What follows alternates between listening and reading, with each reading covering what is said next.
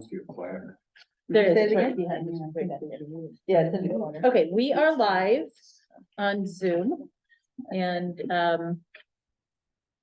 Vesta, would you like to call the meeting to order? I've been wanting to do this for a long time. It won't let me. Oh, boy. Just stay away long enough for me to do this, okay? I'm gonna call this meeting to order on December 14th at 5:37 PM. And the first thing that we do is we pledge allegiance to the American flag. And one of the things that we do as members of this board is that we pledge allegiance to the Constitution of the United States, to uphold the Constitution. We really do believe that that's a very important thing for us to do. So the very first thing we're going to do is pledge allegiance to this flag. And it's been my honor for some reason to do this. Oh, yes. Where's our big flag?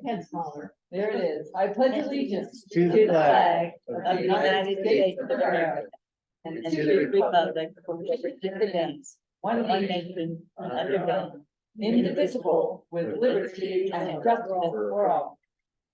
I always put a lot of emphasis on that liberty and justice for all. Okay, now we have a roll call. Who is here? And Debbie, you do that, I right? will do that. So Pip is absent, Vesta, Present. Lucy here, Vicky Here. Joe, Here. Kathy here, Betsy here, Cynthia here, and Tony. Here. Okay, we're all here except for Pip. He'll show up. And so have we all, the board here, read the agenda? And do you have any discussion about the agenda that you would like to bring up at this moment before we approve it? Yeah. Seeing none, I move to approve the agenda. you move to approve the agenda. Thank you for being. I'll so second. good. Thank you. Okay, the agenda is approved, so we are going to. We need a vote. Speaking of vote, see, I knew someone had to do something for me. Vote on the agenda. But it doesn't have to be roll call. It could just be, okay. Is who are all the yays? Yay. Okay, any nays? Nays, no nays. Okay, this is the statement of conflict of interest. This is the time for council members to indicate any statements or conflict of interest of any item listed on the agenda. You got anything that's, you got a conflict around? No, I see no, I see no yeses. Then we move forward. The consent agenda. These items are expected to be routine and non-controversial. The LRRMAC will act upon them at one at a time without discussion. Any representatives, staff member, or interested party may request that an item be removed from the consent agenda for discussion. The first thing we've got two past meeting agenda notes to review. So has everybody looked at them? October 2023, do you have any on the board, have any changes you see in the October 2023 minutes? I have a really tiny little change I'd like to make. I remember Debbie pointing out to me that I was 3 minutes late, where you have me 4 minutes late. I had you 4 minutes late, 3 minutes late. Oh, that's hilarious. I thought it was gonna be like a comma or something. That's good. Okay, so does that mean that everybody agrees But that? you don't even need to change it. Okay. She just wanted to know. By the time I wrote it down, another minute. It was 32 seconds and we round things up. Okay, so the October minutes have, who would like to, They're all together, October and November. oh, okay, Consent agenda. so October, we gotta move there. How about November? Anything for change in November's?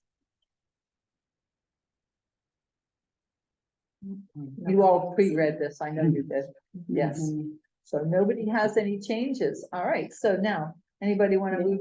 I move that we approve both sets of minutes. Thank you. I know that you looked at I that. second. Cool. Now we vote. And is it a roll call or just? Nope. Okay, so any yeses? Ta-da! Okay, any no's? It's very quiet. All right. So- Were there any Actually, abstentions? you Betsy? I wasn't here for the second meeting, so I can't. And did you abstain also, Tony? I did. Okay. I'm abstaining. Okay, Okay. so 2 abstains and everybody else was a yes? Mhm. Okay.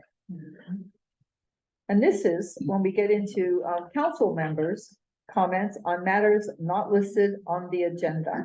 Does anybody have anything they want to talk about that's not listed on the agenda? I do, just yesterday I was at a meeting of the North Coast Water Board. And the discussion was all about the spill of sewage into the river in 2019. And the question was asked, is there any way for people to report a broken pipe?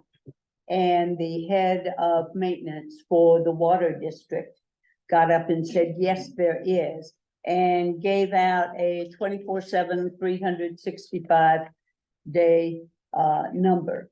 So if anybody ever sees a broken water pipe, you have only to call 707-523-1070. And they would really like to hear about it. 707-523-1070. 523-1070. And that's the water agency? Yeah, that's the water rate. It's their direct sort of hotline to broken pipes. And that's Sonoma County Water Agency, not say Sweetwater or Russian Yes, River no, Utilities. right? no, that's the Sonoma County Water. squaw, what used to be squaw. Okay, cool. And I have a question in terms of what I want to bring up in terms of Forestville. Do I wait for our community representative time for that? Or do I then bring it up now? This is for comment on matters not, yeah, for council members. So This bring is it up time now for- then? Yeah, this is Okay, council yeah. member comment time. Okay, then I'm next. Yeah. Forestville is getting a new building. And it's going before the design, Permit Sonoma Design Review Board on December 20th for a public review hearing. And it is the empty lot that is next to the Forestville Club that's been empty for, God knows, since the beginning of time. I think Dewitt's Ice Cream was there back in the turn of the century. And it is a company called Earth Design Group who is building this building. It's only like a little over 4,000 square feet. And all the plans and drawings and light fixtures and parking, etc., are all online. It is Permit Sonoma file number DRH22-0014. And the comments need to be in by December 19th for the public review meeting on December 20th. It's actually a nice little building that'll fit very nicely into Forestville. I don't see anybody getting too upset about this. It's not like some of the other projects that are up for our town. So please take a look at them, the elevation drawings, lighting, the parking. They have a couple of spaces in front, and then the rest of the spaces are in the back along Forestville Lane. So if you have, please look at this, show some interest in it since it is right downtown. And any comments you want to make will go to, here you did, Will dot Lyons, it's WIL, only one L, dot Lyons, LYONS, at sonoma-county.org.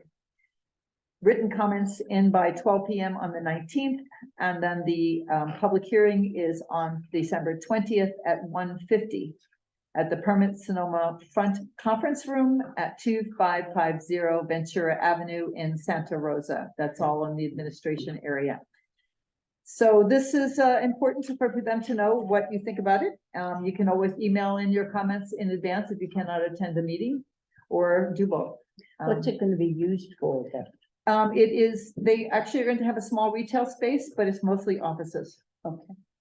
So, they put a lot of effort into this. And when you look at the timeline, when you go onto the website, the parcel search, Permit Sonoma, parcel report, blah. I'm not going to give you the full URL on this. But just go to Permit Sonoma and put in the Forestville Design Review, and you'll probably come up with it, the DRH22-0014. And we also have all of this information and live links on the LRRMAC Facebook page. So you can just go in there and all the links, all the illustrations, the pictures, the elevations, the lighting fixtures, you name it, it's all there. So take a look, please, and show some interest in what's a big change for our downtown. Appreciate it very much. And then just, I guess the one other thing that I wanted to say is that, this is my last meeting on this side of the table, and it's Lucy's last meeting on this side of the table. We were adamant about being part of the Lower River MAC when it first started, because Lucy and I have both been part of the Forestville Planning Association, the Forestville Chamber of Commerce. God only knows what we've been doing over the last decades. We wanted to make sure this worked, and we feel it does work. And when back in the spring at a Forestville Town Hall, when we announced that we were retiring from this position, we had three people who volunteered, eventually three people who volunteered to take our places. Two of them are here. They have been elected by our constituents in town to take our place. One is Alon Lazar, the lifeguard in the front. Stand up, please, Lon. And Ty Hilton, stand up, please. And as you can see, they are younger than we are, and we're really excited about this.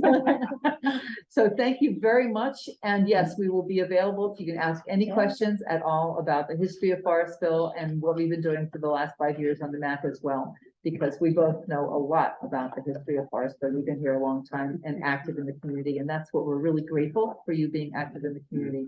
So thank you very, very much.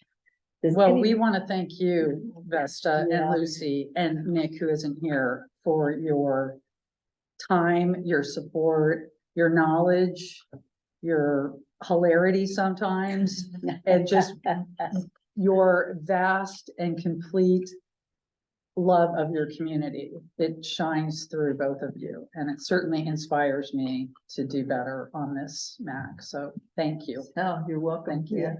Yeah, like I said, Lucy and I aren't going anywhere. We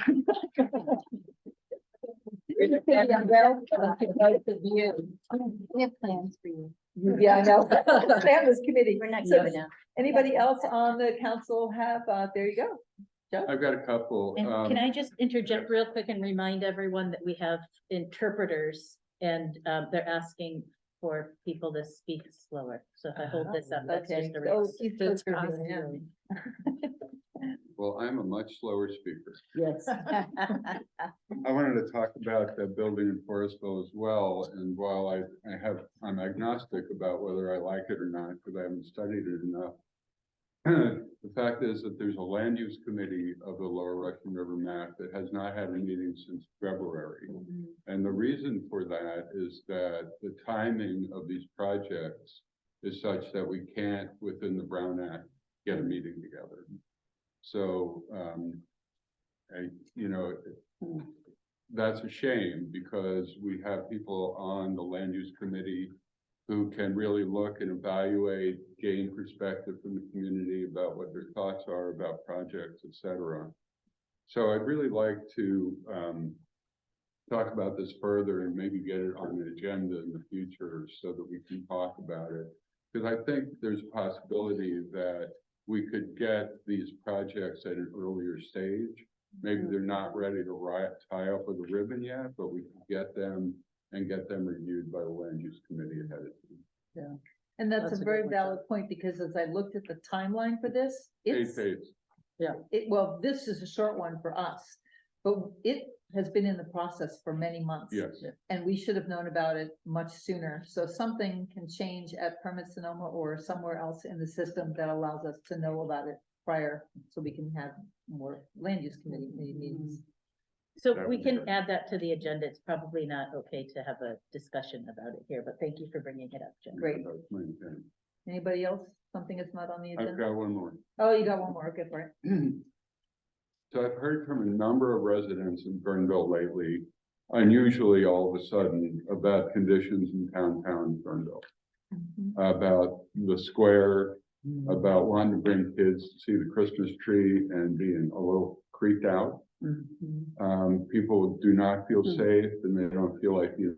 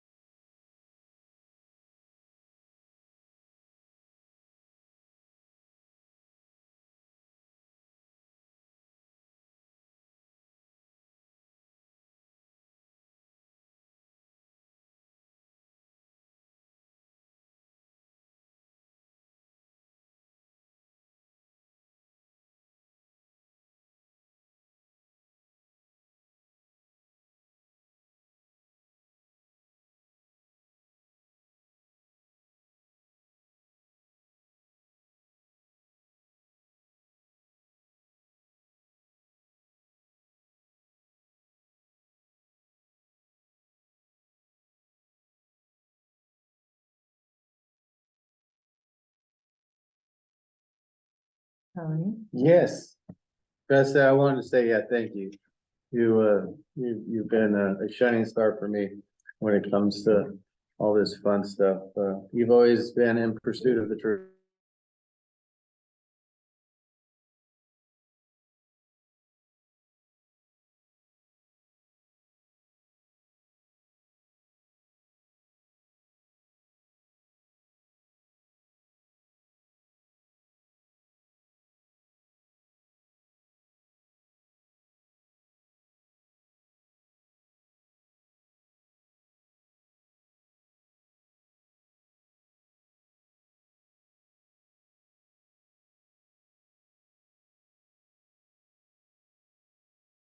Fire departments and local businesses drove up Main Street and we had snow and the kids were out playing and barbecuing. It was a lot of fun. So, I know we have a lot of work to do here at the committee, but it's nice to mention that there is a lot of fun out there too. Thank you. And thanks for bringing that up, because I brought some friends to Forest Hills tree lighting and they said, well, we don't have this where we live. Yeah. It's Yeah. our Russian River communities particularly have the real sense of community. And these little events help bring us together. It's a Like wonderful thing. Guerneville parade, that was a lot of fun Parade, yeah. too. We Cazadero Fire went joined that, so. It was good. Yeah, it's been a lot of fun, yeah. Anybody else on that board? And just know that later on, item number 12, wait a minute, 11 is when you out there can bring up your own topics that are not on the agenda. I'll say something Okay. just really quickly. I do have, just an addendum to Joe's, our people's concern about the, plaza. I work at Catholic Charities downtown and I work at the medical respite shelter there, which is right next door to the drop-in. And just today, we've actually been canceled twice. The West County people are actually coming to visit us and to see what we do. It would be nice to have a timeline on the George's Hideaway facility, and I'll see if I can get an update on that from them when they come to visit in January. They've canceled twice so far, but I think they're coming in to see what we do, how we do it. And I will tell you all right now that we have 4 people from Guerneville in my shelter, a medical respite shelter, who are sober.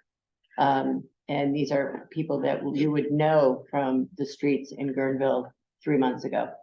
And if you haven't seen them. Anyway, so what we do is provide a very safe place for people to recover from hospital stays. And oftentimes what puts people in the hospital, homeless people in the hospital, is drug and alcohol use, and exacerbated by, or which exacerbate whatever other health problems are going on. And most of the people that we deal with on a regular basis are over the age of 50 and have multiple chronic illnesses, mostly heart and lung problems. Anyway, so just so you know that we are working with the West County community to try to put together a better plan for Guerneville. And it's a long, It's a slow long process process. that's been going on forever. And I think they're waiting for state money, are they not? You don't know. Usually. Yeah, Yeah. okay, I'll try to have an update by next month. Thank you. That would be wonderful. The next item on the agenda is the oath of office for Brian Andriola, the Hacienda Alternative, and Linda Hopkins. And Tracy, if you could bring Brian into the room, I'll turn on the monitor. Oh, is Brian He's on virtual. screen? Brian's He's virtual. virtual. He's virtual. So Debbie, should I go to the, Yeah, the owls, yes. okay? To Or want me to the- go to the, or want me to go to the podium? Either one, Either one? yeah. Because people can hear. If you're there, There's then you can Brian. use the microphone. Hi, everyone. There's Brian. All we need is a hologram of you now. I wish I could be there in person. I'm sorry, but Bring you I in wish on you here, could too, but Brian. but I think this needs to warm up. Give us 2 seconds for the projector to come back in. Well, while the projector is warming up, I can maybe brag a little bit about Brian. Because I got to know Brian in the midst of a crazy disaster, which was the mudslide on West Side Avenue. And he really quickly emerged as a collaborative, communicative community leader, working very closely with me and Johannes to try to find basically troubleshoot and problem solve for not just himself, but really all of his neighbors and the community at large, including issues like water infrastructure that was impacted, public infrastructure. And one of the challenges about mudslides is in the world of homeowners insurance, it's sort of considered an act of God, and you're just kind of, there's very little sort of resources available to you. But Brian's persistence and his creativity combined with Johannes's really made the difference. So I think that it's going to be wonderful to have him as part of the MAC, and thank you so much for stepping forward. Thank you. Thank you so much. And the good news is you're now up on the big screen, so you're larger than life. No. So Brian, I'm going to ask you to repeat after me, and the only thing that will be different is I will say, I state your name. Don't say state your name. So just state your name, right? And then we'll keep going. All right. I state your name. Brian Andriola. I, Brian Andriola, There you go. Do solemnly swear do solemnly swear that I will support and defend the Constitution of the United States, that I will support and defend the Constitution of the United States, the Constitution of the State of California, the Constitution of the State of California, against all enemies, foreign and domestic. against all enemies, foreign and domestic. I will bear true faith and allegiance I will bear true faith and allegiance, to the Constitution of the United States the Constitution of the United States, and the Constitution of the State of California. and the Constitution of the State of California.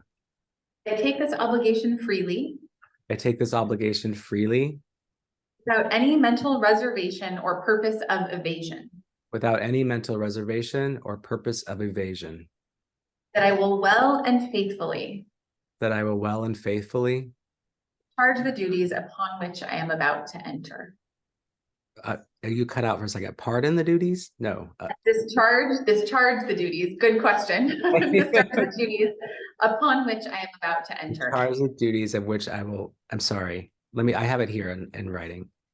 That I will well and faithfully discharge the duties upon which I am about to enter. You got it. Got some West County internet problems. That just keeps it real, you know? Thank you.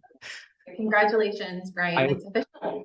I appreciate it. I'm really excited to help in all the ways that I can with Vicky and the rest of you. And I admire all the work that you're doing, and I just hope to be of use to my community and to you all. Thank you.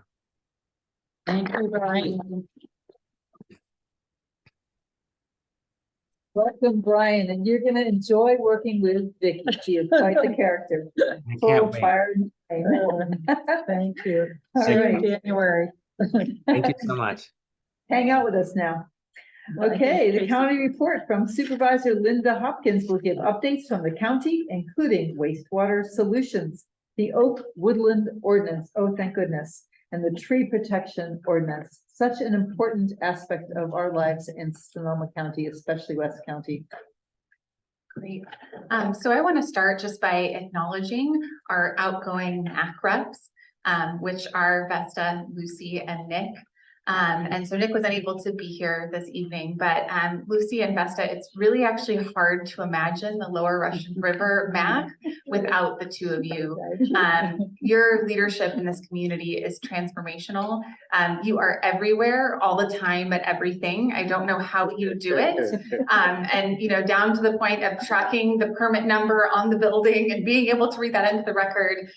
You know, both of you have been huge champions of not just Forestville, which I think is, you know, understandable because this is your town, but really the entire Lower Russian River, and kind of being a glue between the communities and really advocating for everyone. And I especially appreciate the amazing town halls that you all have spearheaded over the years, and just the opportunity to fill the gym with a ton of people who care about their community because you went out and flyered every single place in Forestville, so no one can complain that they didn't know about the town hall meeting. So I just want to say thank you so much for your leadership and for your work. It's been truly an honor to serve with you. And I think that you are probably the most poorly paid public employees I know, because you're paid nothing but nothing divided by like thousands and thousands of hours that you have spent volunteering for your community. So thank you very much for your service. It's a pleasure working with you, Linda. You've been an excellent leader for us, and you brought the Lower RRRMAC into one community. Before then, we were representing Forestville and just Forestville, but you brought it to the Lower RRRMAC, which totally combines us into one unit, and that's the key right there. We do all this together. You made a really big difference. So thank you both for not only, I mean, I feel like you are so skilled at what you do, but you also put so much heart and soul and love and joy into it. So thank you for that gift as well. And you're an inspiration.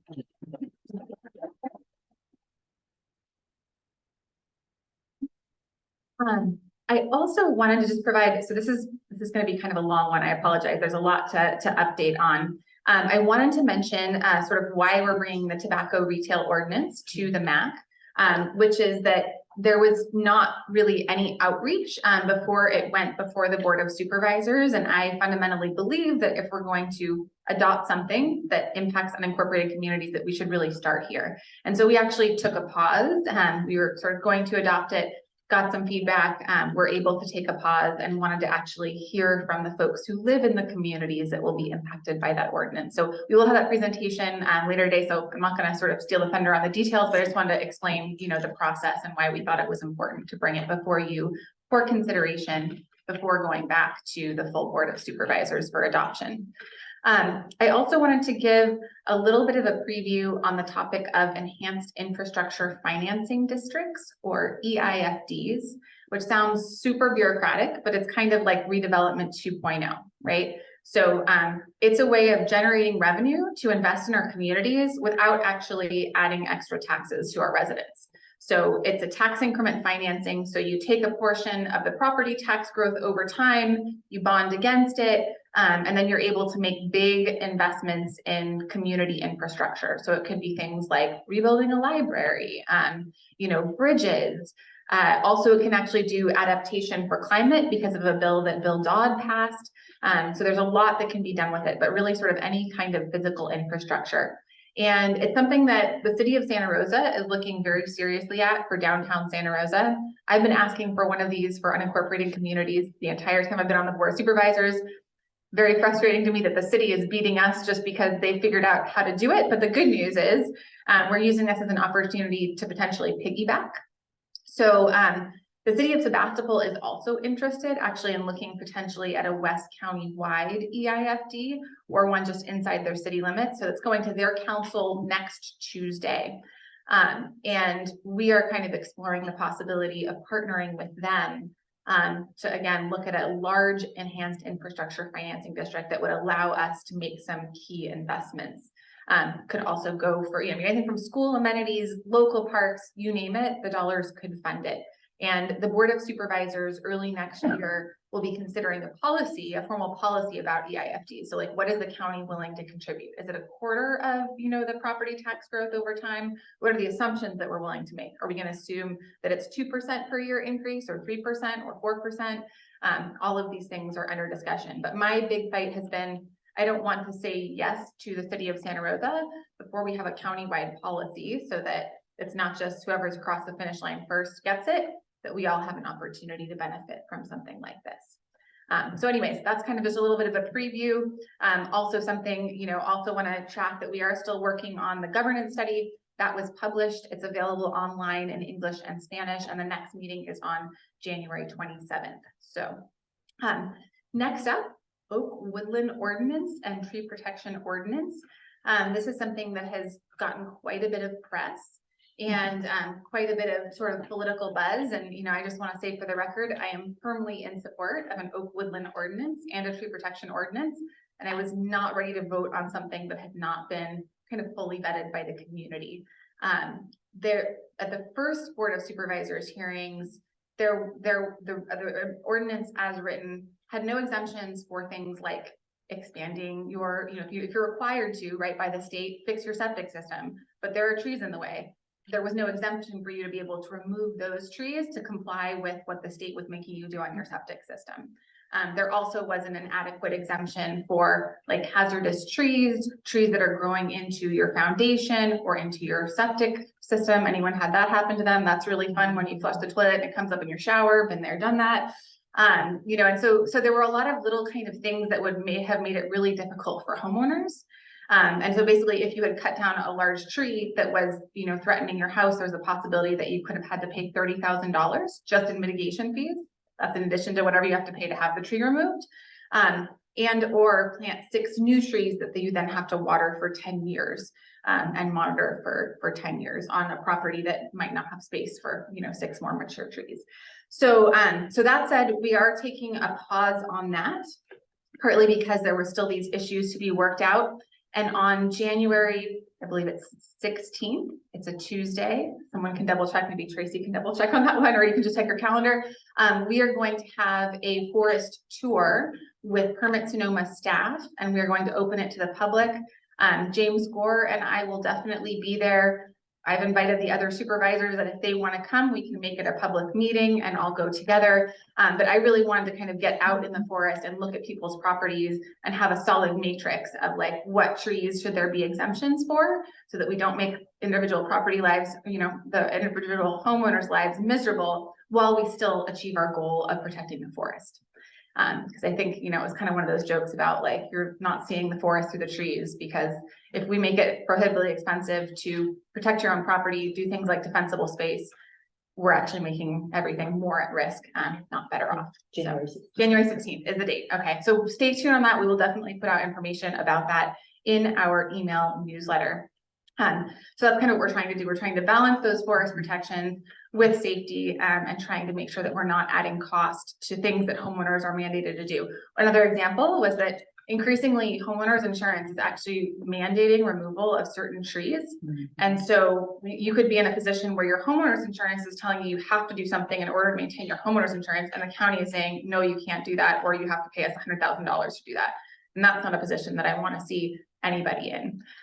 So that's where we are on the tree protection ordinance. Oh, okay, awesome. That's great. So that was actually, and I had that on my list too. So I'll jump to that one now.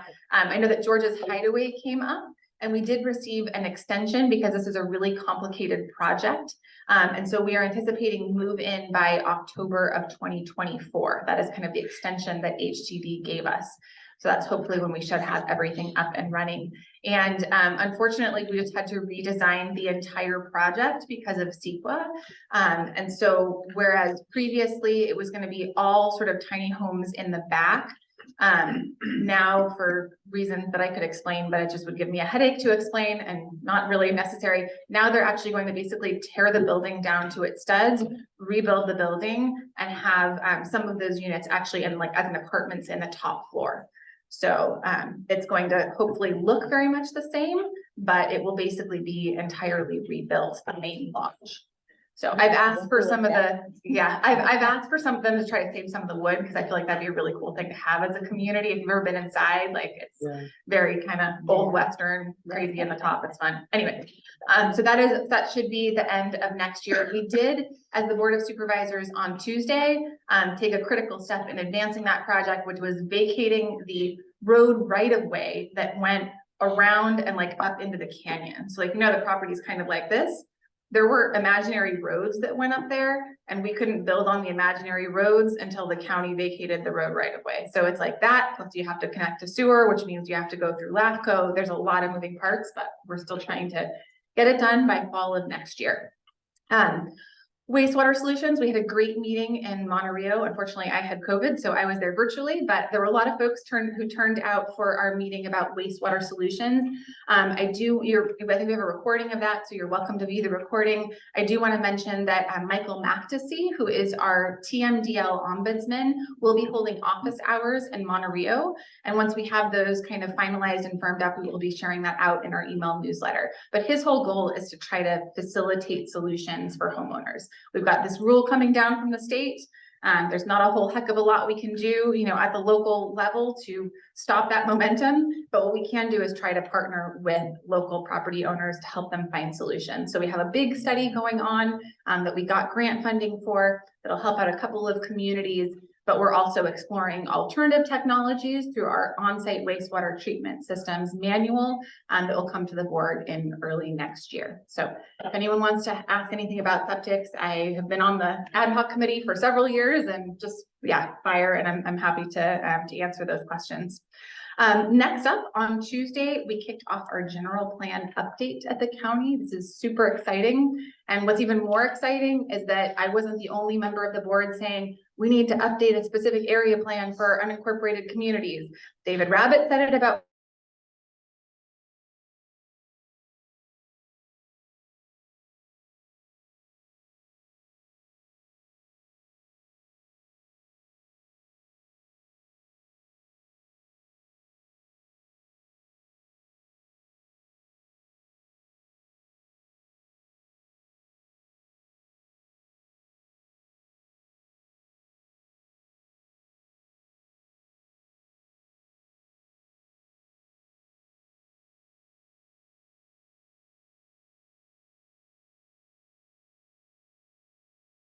you can't sit in Santa Rosa and write this general plan never having been to these communities. You have to get out, you have to walk the streets of Rio Neto and Guerneville and Monterey, every single small town, right? They need to familiarize themselves with it and hear directly from residents. So that's going to be my big goal for the general plan. It's not my general plan, it's your general plan. And it's going to be all of the communities coming together to make their voices heard and kind of chart that direction for the next 20 years.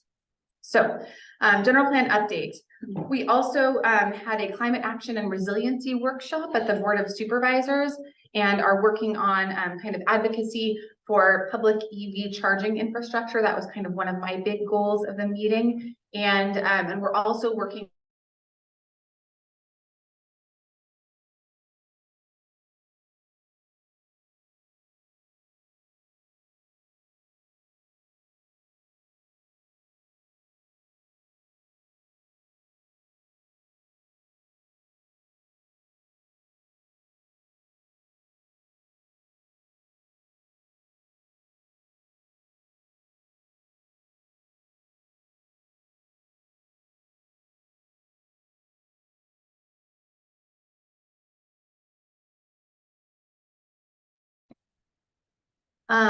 avian influenza, super fun topic. We have a bunch of flyers about it. It is a threat to home flocks, not just the big commercial ones. It is carried by migrating birds, and so it can pop up anywhere. And so I've heard from a lot of residents who keep poultry in West County that they're worried about it. So, you know, we've got these fact sheets that also tells you what to do if you suspect, you know, that it's hit your flock, and, you know, ways of disinfecting chicken coops, that kind of thing. So just wanted to give a heads up. It's been very, very serious, and we have the highest concentration of impacted poultry houses in Sonoma County. I think it's like maybe there's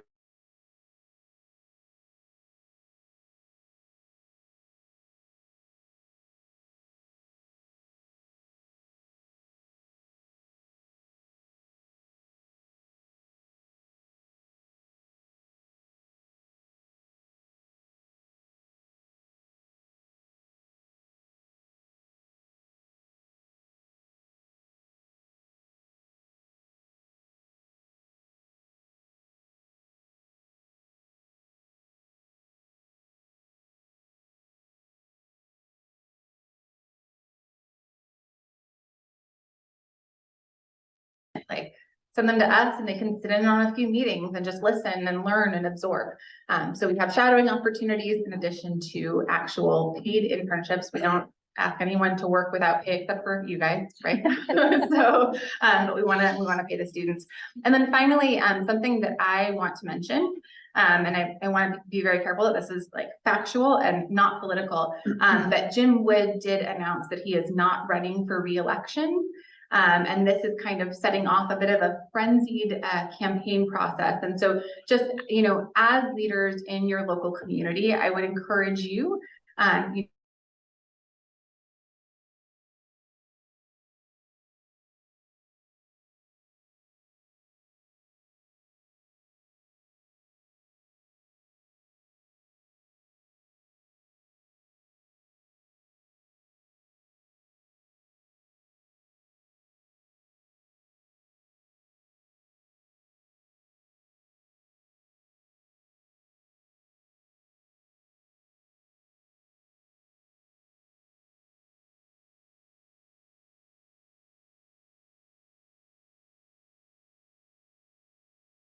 with Chris Rogers, who I've served with on SCTA, RCPA.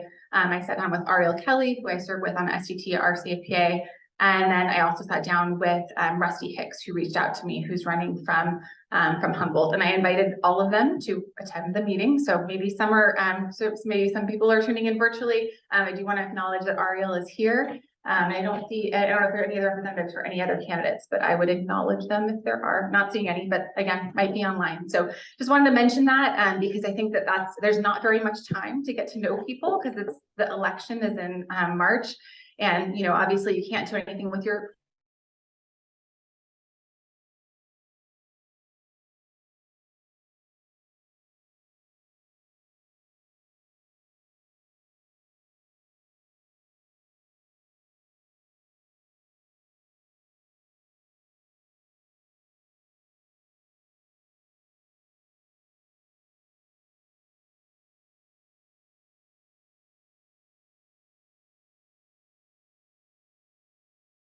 perspective.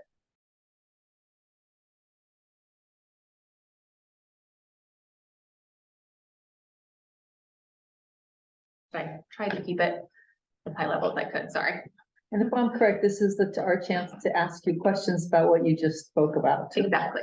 Okay. And can I just, housekeeping, if anybody is on the Wi-Fi in the building, can you please go off of it? Our Zoom keeps crashing because doesn't have enough bandwidth. Thank you. Okay, council members with questions and comments. I have one as well, Betsy. What forest are you touring? It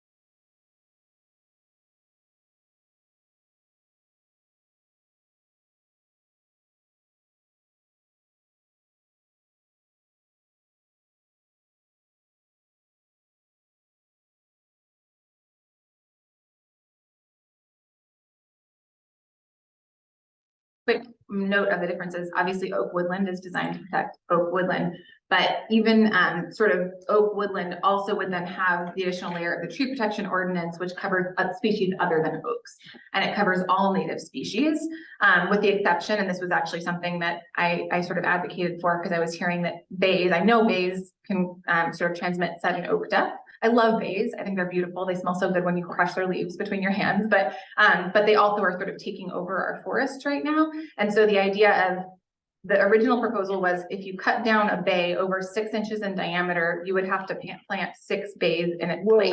Ooh, That didn't strike me as a good idea. So again, this is why I felt like time out. We should probably think this through and go out and talk to people who know what they're talking about, study forest ecology, manage properties, before we come up with an ordinance that might sound good on paper, but in reality is actually harmful to our ecosystem. I have a second question as well, if I may. Not to switch, bays are also a fire hazard. I'm just a thought. Yeah. Right. On the George's Hideaway thing, have they talked about at all? I mean, I probably asked West County about this, but have they talked about if they're not doing tiny homes, have they talked about safe parking at all? So they actually will have, and it's not exactly tiny homes, it's actually sort of stacked apartments.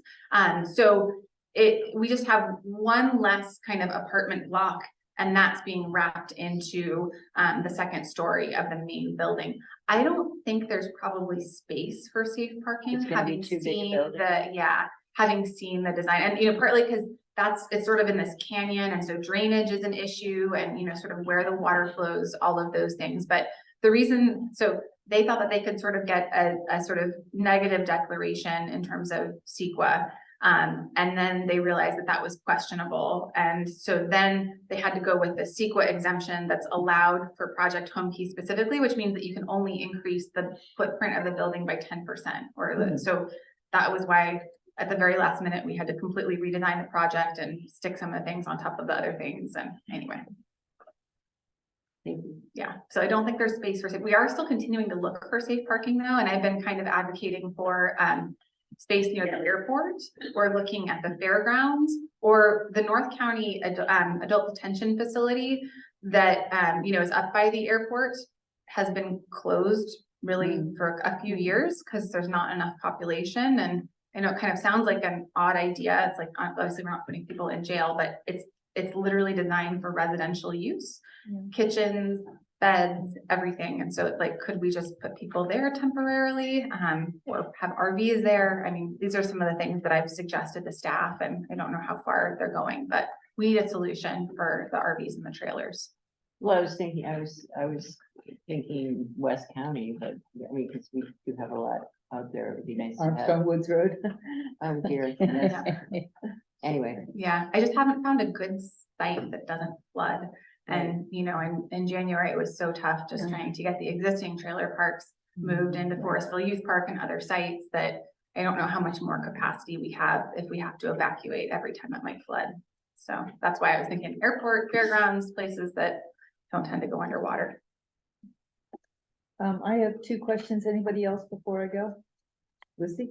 Question, and in relationship to the infrastructure and some funding available and parks, et cetera, and being a manager of a local downtown Oaks Park, we're very much interested in taking a look at getting some money to put in, if not a flush restroom, maybe something that the Forest Service uses, and we're looking into that.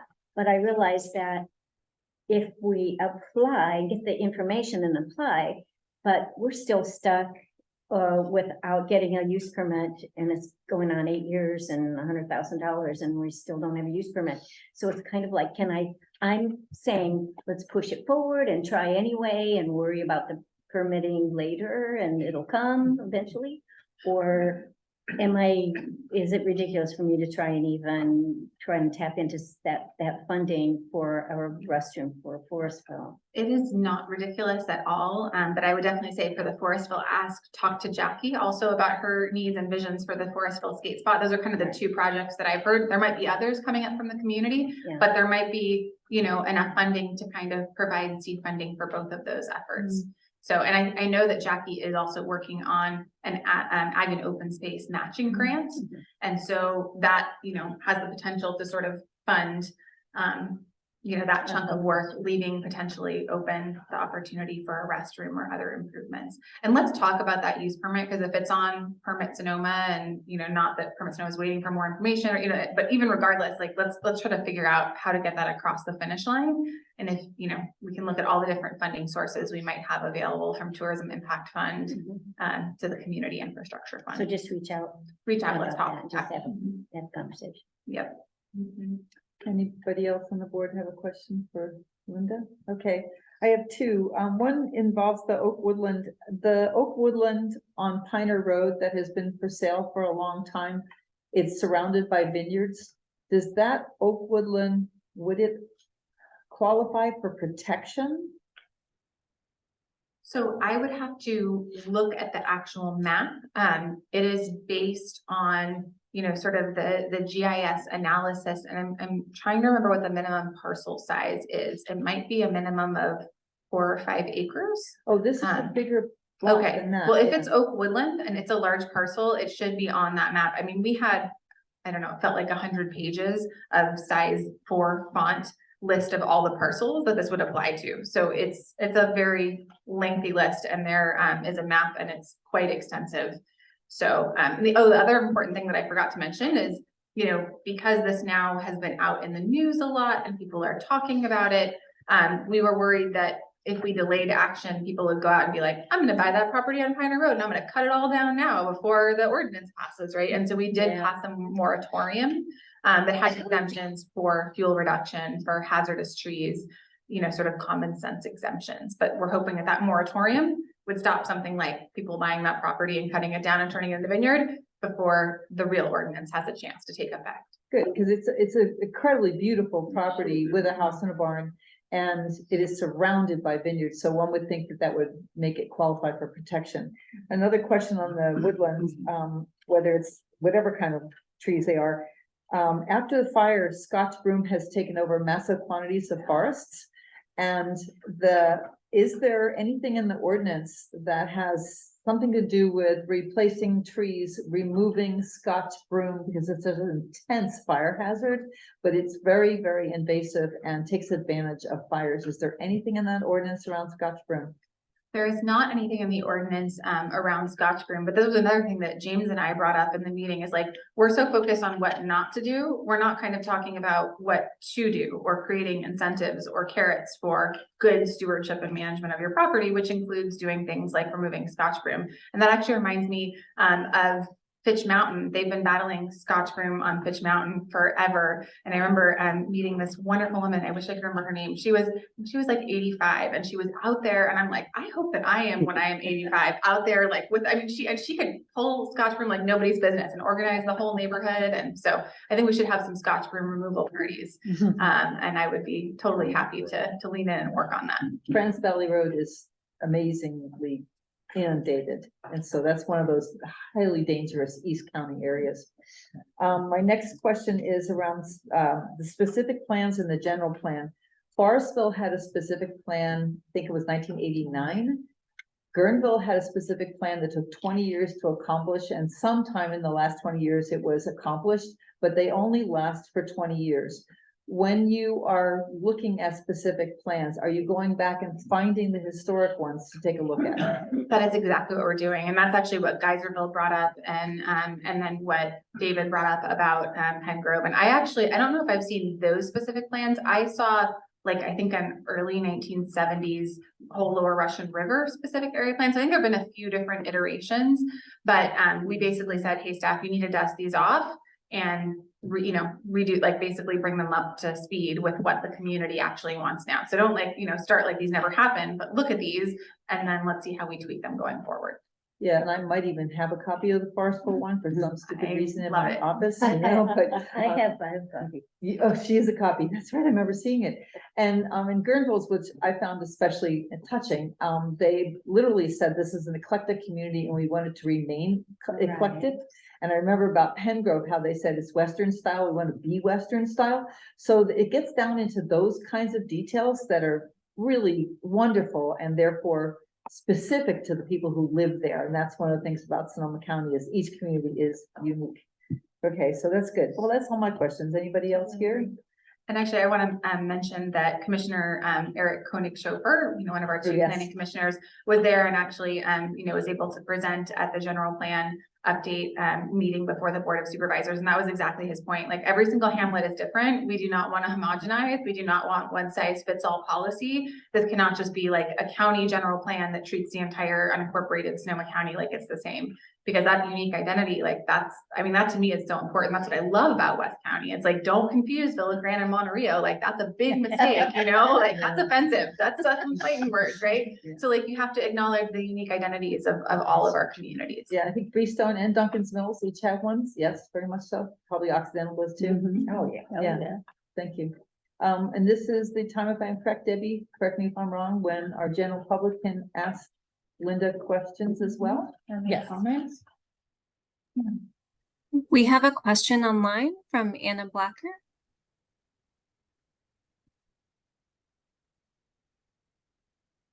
Anne, you may unmute to speak.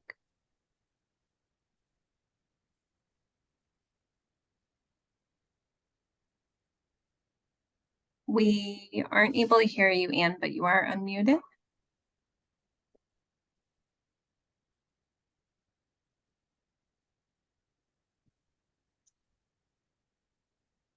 I'll come back to you.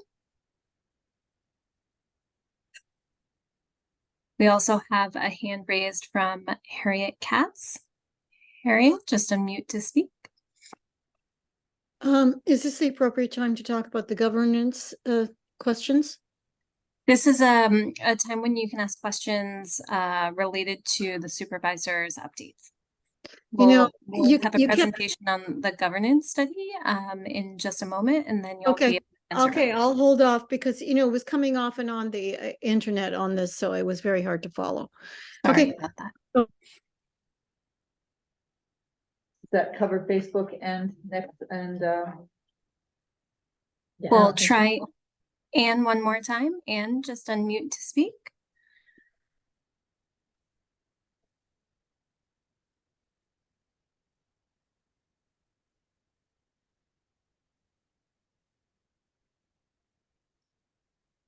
All right. If anyone else would like to ask a question related to the supervisor's report, please raise your hand.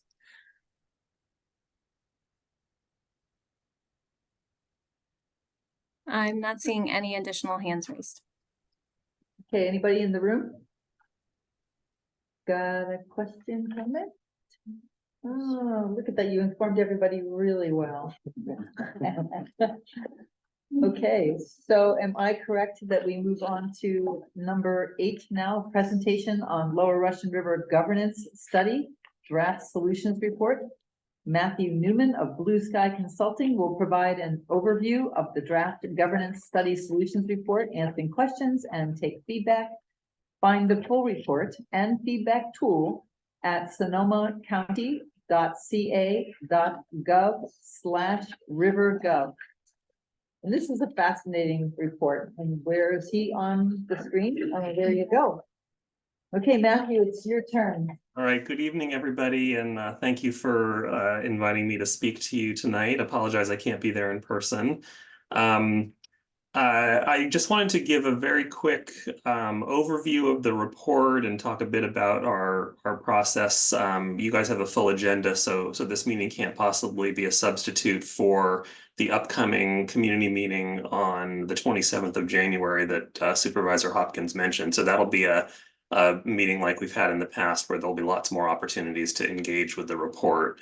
But for now, I just wanted to I've spoken to this group before, I believe, at the very beginning of this process earlier this year, and we've spent the last year collecting feedback from the community through lots of meetings with community leaders and 2 community meetings and some online tools. And then we have synthesized that feedback into our report and produce some recommendations for how we think you all could move forward.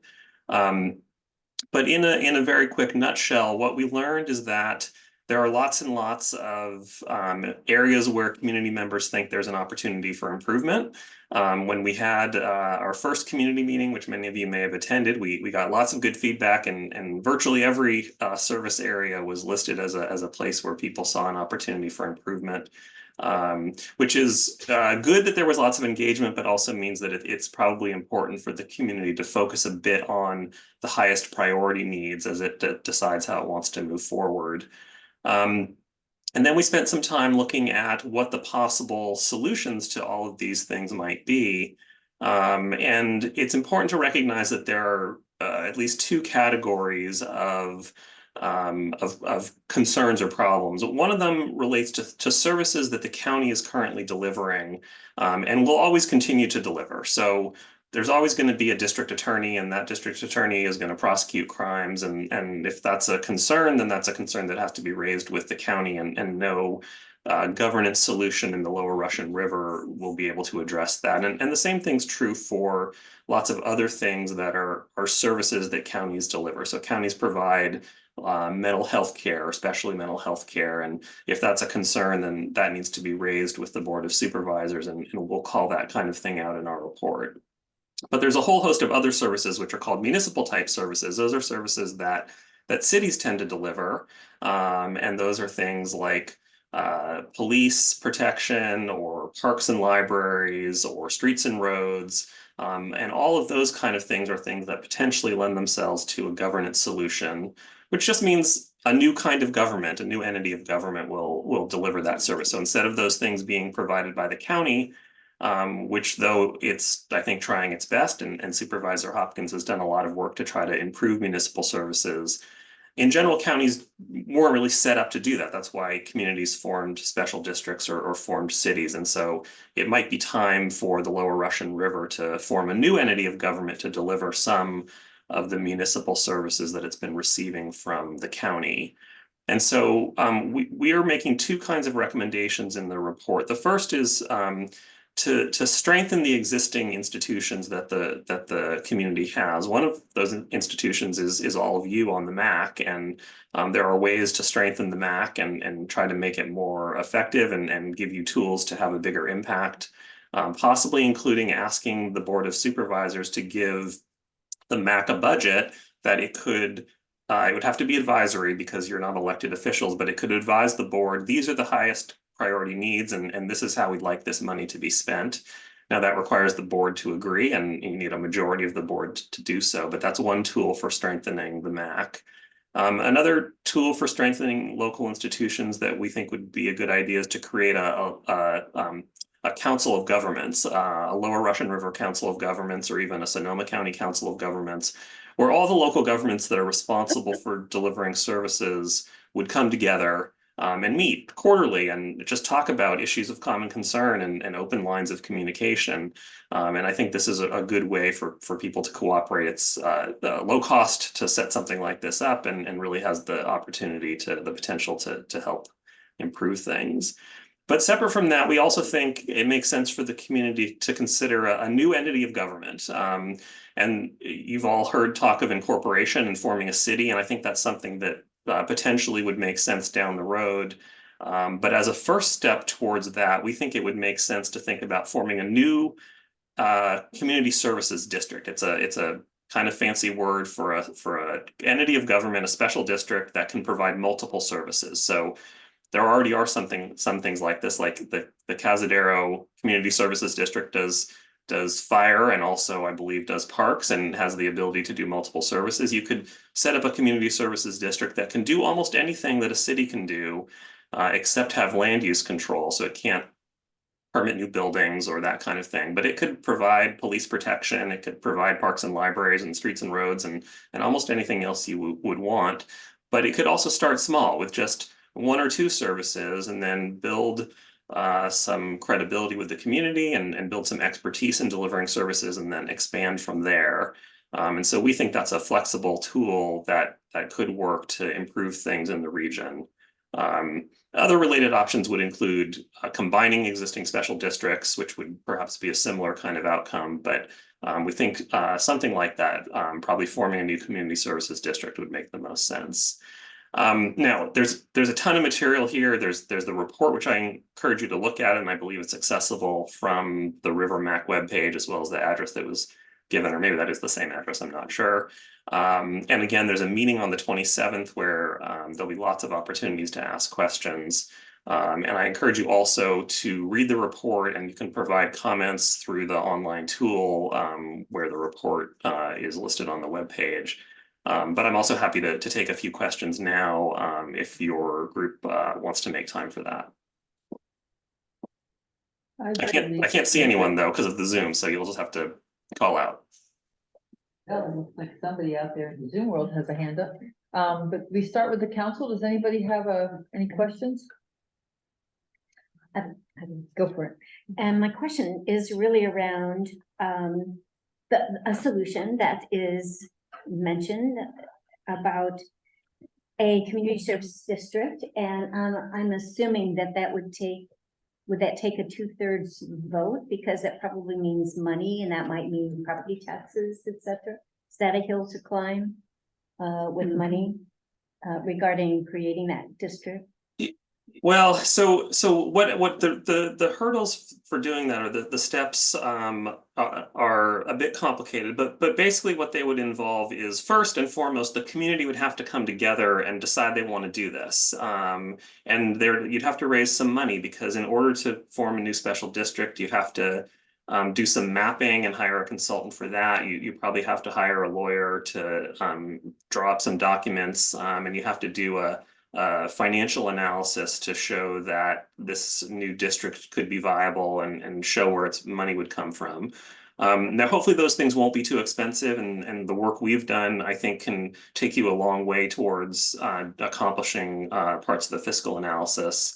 But those documents then have to get presented to this entity called the LAFCO, the Local Agency Formation Commission, which is a body in Sonoma County that would have to approve the creation of any new entity of government. And if it approves the application, then you'd have to negotiate with the county to say, we're going to take over a service. We're going to take over parks in the Lower Russian River. And in exchange, since you don't have to provide park service to us anymore, we want a little bit of money. So your service responsibility county has gone down. And so you don't have as much of a cost. So you should give that money to us in the community and let us spend it, but also take on the responsibility. So it doesn't necessarily involve additional revenue or higher taxes, although you could tax yourselves more to provide even more services if you wanted to, and a community services district can levy taxes if approved by the voters, but that's not necessary. So if once the negotiation happens and the LAFCO approves it, then the voters would have to approve the formation of this new district. So there's not a 2/3 vote requirement of the Board of Supervisors, but you have to go through this other process that I have talked about in order to form a new community services district or special district. Do you have anything else?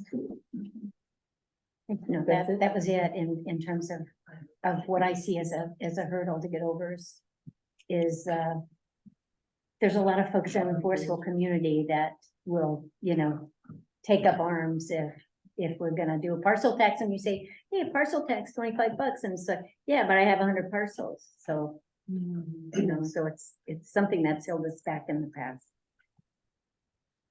Anybody else on the council with a question? Well, I just want to clarify, Matthew, you're talking, the CSD, the geographical area that you're talking about is essentially the whole lower river from Forestville, through Cazadero onto Jenner, or? Well, I think that's a thing that would be up to the community to decide based on the services that it thought this community services district should provide and what made sense for the particular service. I think if it's too small, then there's just not enough resources to hire staff and get a board and have it really function. And of course, if it's too big, then it's kind of diluted and it looks more like the county. But something like, we basically have been assuming that it would be like the LRRMAC region is kind of what would make sense. But if a particular community didn't want to be part of it, that isn't necessarily a deal breaker. And you could go forward without a segment of the community involved if there was still enough support. And I have a question. When you talk about responsibilities, that's one of the things that they become, when it involves money, it involves elected officials, and therefore the responsibilities become those of the elected officials. One of the things in unincorporated area, as we always say, we are the they, that when people say they will take care of that, they do that for us, they have that service, but it's us because we volunteer in our community in order to get things accomplished. Does that mean that the community service district would take on the responsibilities for doing those things, therefore have a budget, therefore need to be elected people? The community services district is a local government, and it would have an elected board that would govern it, and it would get revenue from either a share of revenue that the county currently gets that it gives to the district to provide services, or through a new tax revenue that's created at the time the district is created. So yes, people would have to run for office, and those elected representatives would then have control over what the district did. Okay, that's like Grayton Community Services District. Okay, I understand that. Anybody else here? Well, another quick one, if, assuming that this community services district, encompassed several communities, some larger, some smaller, has any thought been given to what the representation on the CSD board would be? I know that that's been another sticking point for us on occasion with other types of things. It's like, wait a minute, we're very small. If we go into this, we're not going to have much representation. We're not going to have much say over what happens. So is it really wise for us to link ourselves to this wagon? Well, I don't know the specifics about whether you could have a district type election or if you'd have region-wide elections. I imagine either of those is possible, but still subject to the requirements of the Constitution that you all pledged an oath to at the beginning of this enterprise, which is, one person, one vote, and so you can't have outsized authority for just one region. But everyone would contribute also in proportion to their share of taxes and so on. So smaller contributions from smaller communities as well. I gather that's like the MAC where Barstow and Guerneville have 2 representatives and an alternate. Other communities have 1 representative and an alternate because of the population. Yeah, exactly. Okay. Oh, Tony? Thank you. Tony Goodwin, Casadero, Duncan's Mills. We're a CSD, like you mentioned, and I guess I'm a little ignorant. I'm not really sure why we're trying to merge our really cool little communities that have their autonomy, and they're special for all their different reasons, and they've been established that way. Why can't we just say strengthen these communities and embrace what they have and maintain? I don't know if you guys can hear me. You're all frozen. I don't need to see you necessarily. Maybe someone can say in the chat if you're able to hear me. You are live, Matthew, but the Oh. venue is having connectivity issues, and so they're going to reboot and Okay, I'll start wait. back up Yeah. momentarily. Okay, thank you.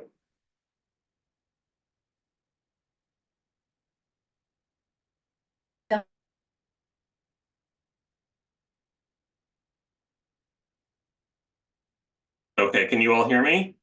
We lost internet for a minute, Matthew. We're Okay, back.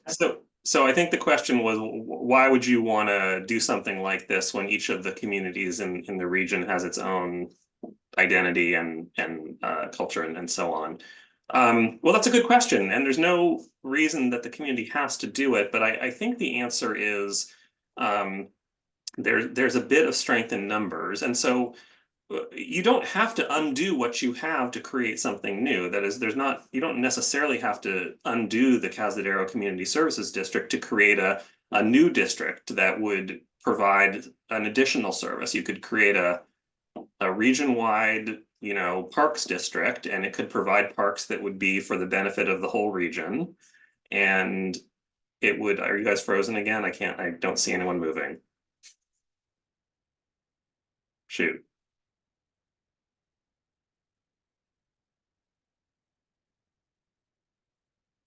Okay, I'm hoping you're gonna reboot. They're working on rebooting. Sorry about that. No, it's okay.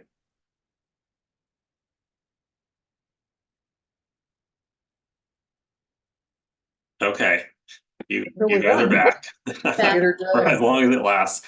I'm not sure how much you got of what I was saying, but just to say, this could be on top of what you already have. You don't necessarily have to undo anything you have. Now, you could decide we want to combine the 2 existing parks districts in the region so we have better ability to manage traffic on the weekends and share resources for economies of scale and that kind of thing. But that's not necessary. It's just depends on what the community decides its highest priorities and what it would take to deliver those services. I appreciate that. I just a little insight. I feel like we're struggling to maintain our autonomy, and in this governance study kind of just, it tells me that there's folks that really want to see maybe us combined. And I'd love more than anything to see our little communities maintain their autonomy, and we embrace what each of these communities have in some form or fashion. I did hear you, and I appreciate your input that combined, or at least organizations communicating can provide for a better service to their community. I mean, I'm not advocating for the only solution I advocate for is the one that the community decides it wants, and I'm a resource to you. I don't have a position on this, but I'll just say an example of something is people are very concerned about law enforcement. And I think the meeting started off with someone saying that people were feeling uncomfortable about being in Guerneville. And so one possibility, perhaps not the first service that a community services district would take on, but eventually is it could take on the responsibility for law enforcement from the county sheriff. That's at least a legally permissible thing, and it's a thing that's happened in other communities.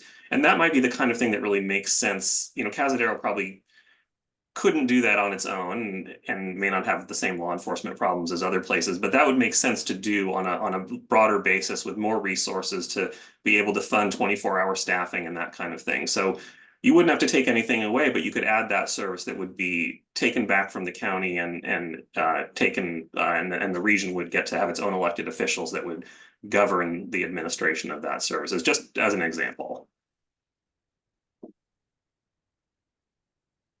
Okay, anybody else on the council? No, can we go out into the audience with the hands that are raised and then will time, how much time do you want to do for? well, and the way I run these meetings, is we do it until we're done, so, No, That's right, that's right. comment, because we normally do 2 minutes. Yeah. You want to keep it 2 minutes? yeah, that's fine. If it go, I mean, I like it to be accomplished, so go right And ahead. so you can either come up here so that everyone can hear you, or we could pass the microphone. What do y'all? Could you mind going up there to, you want the microphone back to you? Come on, you need the exercise. Well, let's see, it's not going on. Yeah, Thank you. yeah. It's your last day. And that way the owl can find you too. She can say that. My name is James Tusta, and I own a property in San Francisco as well as in Montreal. And I have a couple of questions and comments because I'm pretty familiar with this if you're talking about the same thing we have. So is this the same concept as a CBD or a community benefit district? No, it's not. It's not quite the same thing. This is a entity of government that would take a share of property taxes, and an elected board would decide how to spend those resources. Okay, well, a CBD that we have in the city, basically, just so everyone here understands, is there was essentially a failure of government. Now, San Francisco is the only city and county in the state of California, so it kind of is a little bit different. But like, for example, with police services, what the city basically said is you have to create a shadow government or a second layer of government because we're not going to provide those police services to you, and then it became an extra tax on our parcel tax bill, whereas most of the tax burden was bore out by the commercial spaces, and we obviously have a lot of those in San Francisco. So I'm just curious, like the first thing you said was why don't we just have the police do their job as opposed to creating another level of bureaucracy for the police to do their job? Thank you. Okay. Well, you have 2 minutes, thank you. We do have some more people here before we move on to the online questions. Yes. Answer any question though? Can you what? That was it. It's just up here. Sorry, I thought he was gonna answer his question. Oh, And what we usually do is take all of the public comment, and then the presenter will take notes and then give some general I see. feedback. It just makes the whole thing flow better. Hi, my name is Nick Schwanz, full-time resident in Guerneville, live on Armstrong Woods Road.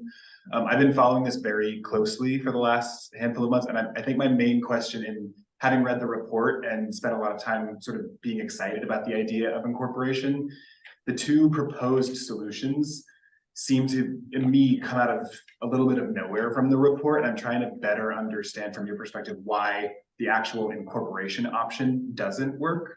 It seems like there was the full report giving all of the data and saying, and these are our two recommendations, but as somebody who's interested in incorporation for the purpose of gaining more autonomy and representation and dealing with things, given the resources that we already have in our community, the CSD seems a little bit tough to me because it feels like adding a new tax to solve some of these solutions, where the incorporation option, at least in my mind, is intended to use the resources that are already being taxed by the community and solve them in a more focused and autonomous way. So that's a long way of saying I'd appreciate your point of view on why incorporation is a bad option, or why you said it should be kicked down the road, versus the other two that were presented. Thanks. So Debbie, he's gonna, anybody else in the room? You have a question? Connie? I Oh, don't have a question, I have a comment for this gentleman here. I just wanted to let you know, I'm Mags, I'm the president of the chamber in Russian River. And I just wanted to let you know with your, I'm so sorry, I don't remember your name. Tony. Tony, hey, Yeah. I'm Mags. Hi, Mags. We've talked about that a lot with different communities keeping their unique identity, especially Casadero, Guerneville is what we're proud of, yada, yada. We are actually thinking about when you incorporate an area, you actually get more say about what happens in your geographic area, because you get, that is the whole point of it, is that you get a voice singularly as the different little areas within the incorporated area. So I'd love to talk to you more about that later outside of this meeting. Just find me, email me at mags@russianriver.com, because there is actually something in there that can make us even more unique. Thanks, Max. and that, the Al could pick that up so that it could be on the recording. Okay, good, thank you. Anybody else in the room? And I really appreciate if you would go up there, because the recording can be hard to hear later on. And it also helps for our interpreters. Yeah, hi. So my name is Greg Hennig. I'm from Guerneville. I guess I kind of like this concept of a community service district. And as I see it, there would be things that we could start consolidating and making more efficient. By making it more efficient, then we've got money that we can use, that we can throw into other areas. So for example, what do we have? I think it's 5 different water districts within us, maybe even more. Why do we have 5 when we could have 1 that would deliver us water? This is not that tough. And then use the money that we might be able to save by having a more efficient district to go ahead and ultimately maybe bring in law enforcement. And yeah, we probably contract with the county for that, but we'd be able to maybe get 1 more deputy out of the money we save from that. So I think we really should be considering this as a matter of course. The second thing, and this is more of a question maybe for Linda. Sorry, making you pay attention over here. No, kidding. You mentioned that it's going to take some getting some funds together to go ahead and pull this off. We've already spent money on the governance study. If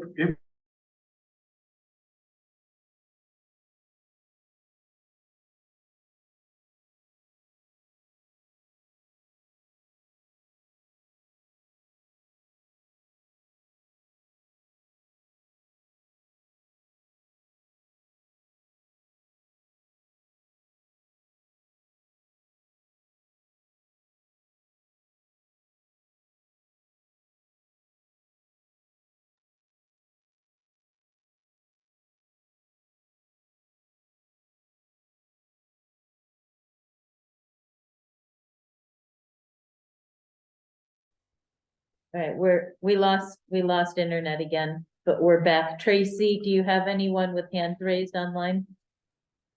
If you're joining us online and you'd like to make a comment, please raise your hand to be unmuted. I'm unmuting Harriet Katz next. Harriet, you have 2 minutes. Okay, and I have a lot to say, so I hope I can get it all in. I have at least 4 or 5 comments.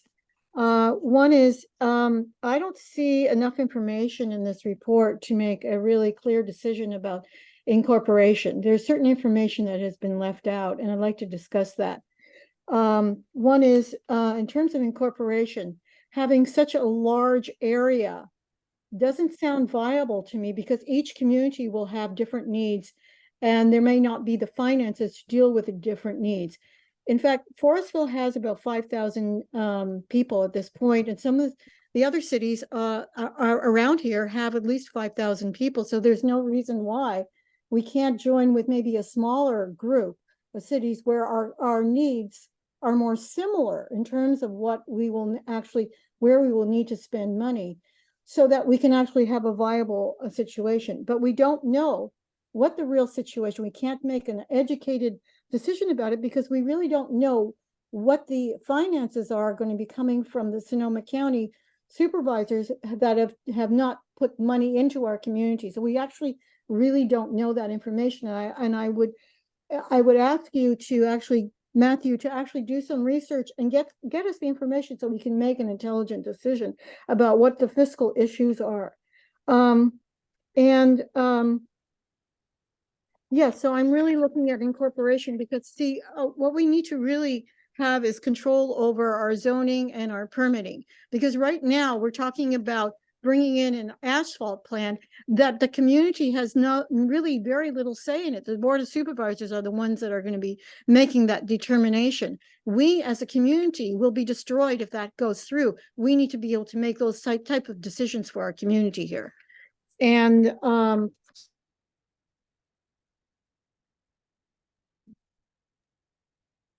I'm sorry, Anne, I'm sorry, that was time.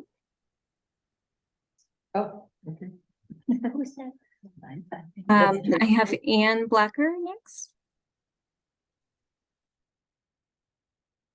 Unmute myself. I apologize for the earlier mute. I didn't mean to do that. I normally don't address meetings like this, but the first thing I want to say that I really appreciate the LRRMAC because it's keeping me connected to the Russian River that I've been living in for 50 years. I want to say hi to my local Forestville folks and also to some ex-parents that I taught their children. Hi, Cynthia. Hey there. Hi, Ann. And let's see, I know I was involved with Ocean's upbringing at some point. And also I'm missing the other face that I'm looking for, Betsy. Hi, Betsy. Anyway, besides complaining about our lack of communication in Forestville, which I'm going to raise my hand and say, come on, folks. I thought this was one thing that you were going to work on was to get some kind of communication in Forestville. I am a quarter mile from Elmo Library, and I've been turned off left and right, left and right. The other thing I want to say is after living here for 50 years and being a teacher at Monterey School for 25 years, we could not consolidate the river schools over and over again. So I'm kind of betting we're not going to be able to consolidate the towns. It's just not going to happen. I appreciate your work and take care and have happy holidays. Thanks, Ann. Good point, darling. Yeah. Thank you. Independent West County, right? That's right. Okay, anybody else got comments out there in the world? If anyone else would like to speak, please raise your hand to be unmuted. I'm not seeing any additional hands raised.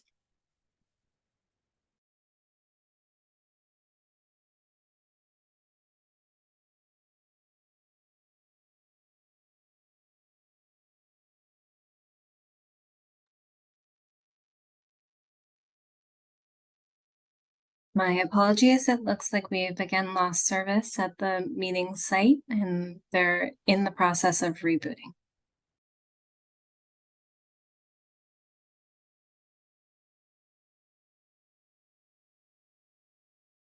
Of all things. Yeah. The center of all communication and information. We have no additional hands raised online. Okay, so Matthew around, he can say what he wants to all the people who ask these questions.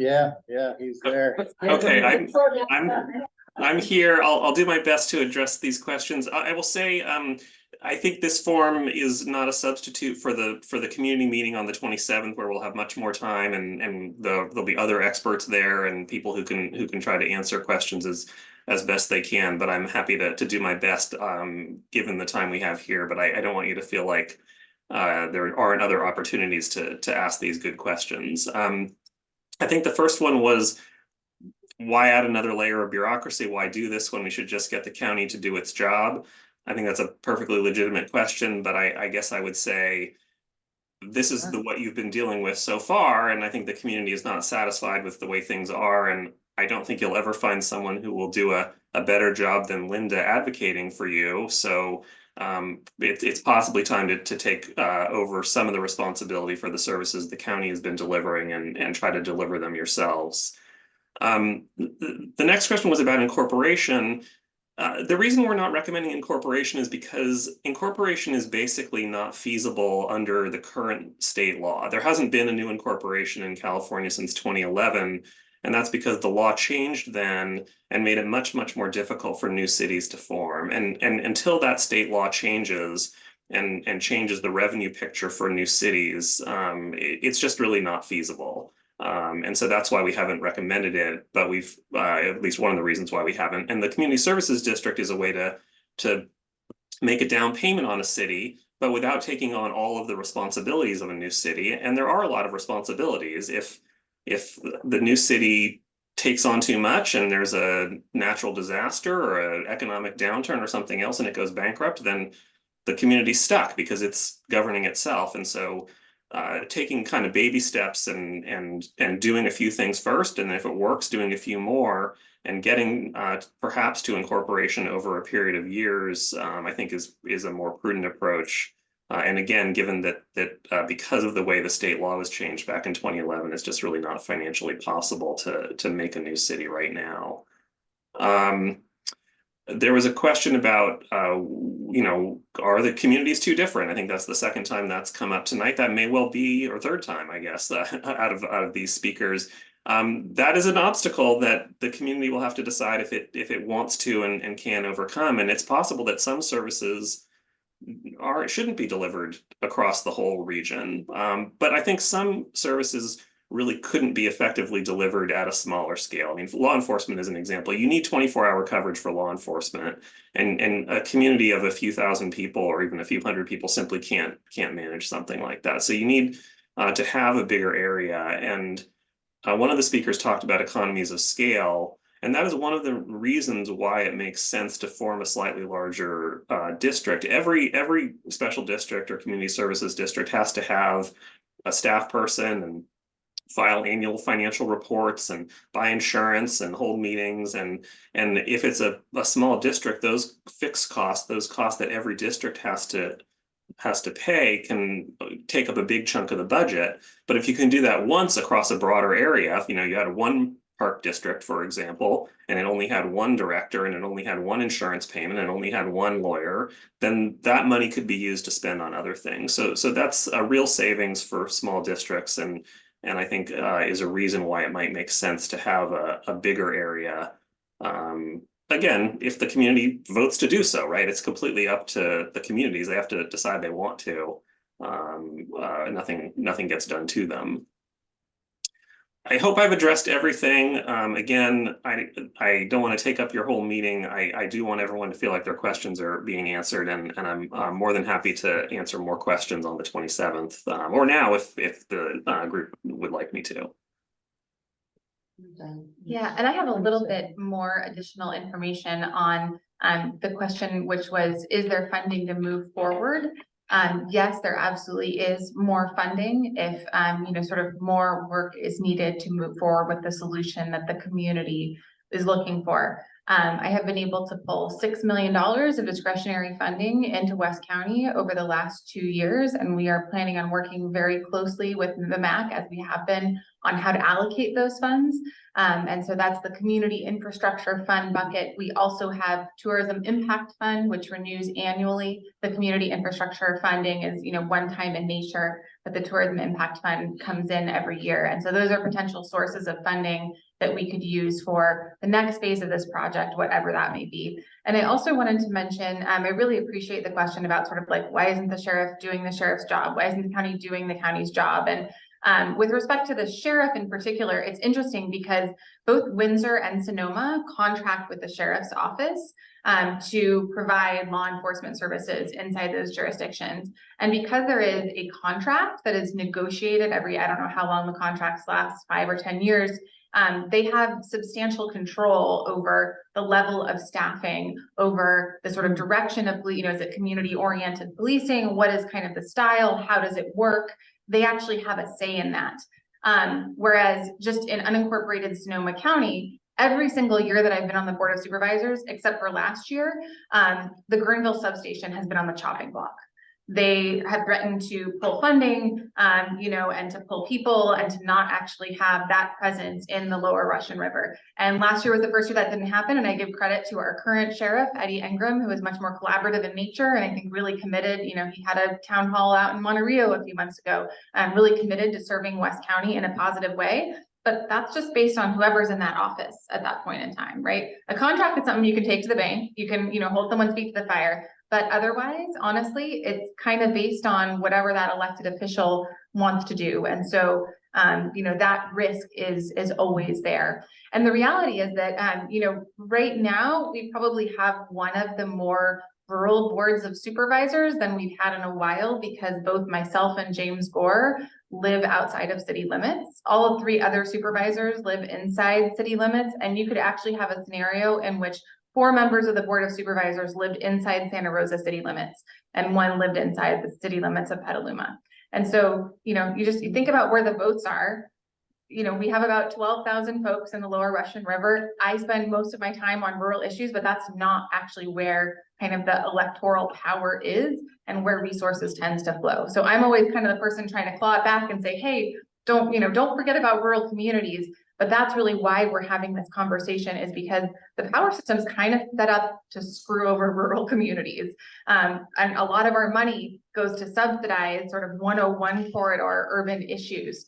And so, we fight for pennies. And I really think we should be able to control our own funds, which is why I'm interested in things like, how do we keep dollars local, enhance infrastructure financing district, not adding taxes, but keeping taxes to reinvest in the community. So it's tough, but at the end of the day, I want you all to make the decision, not 4 members of the Board of Supervisors who don't even come out here or listen to the voters out here, right? But that's ultimately, I've been on that losing end of that vote, right? 4-1, and that's how it goes.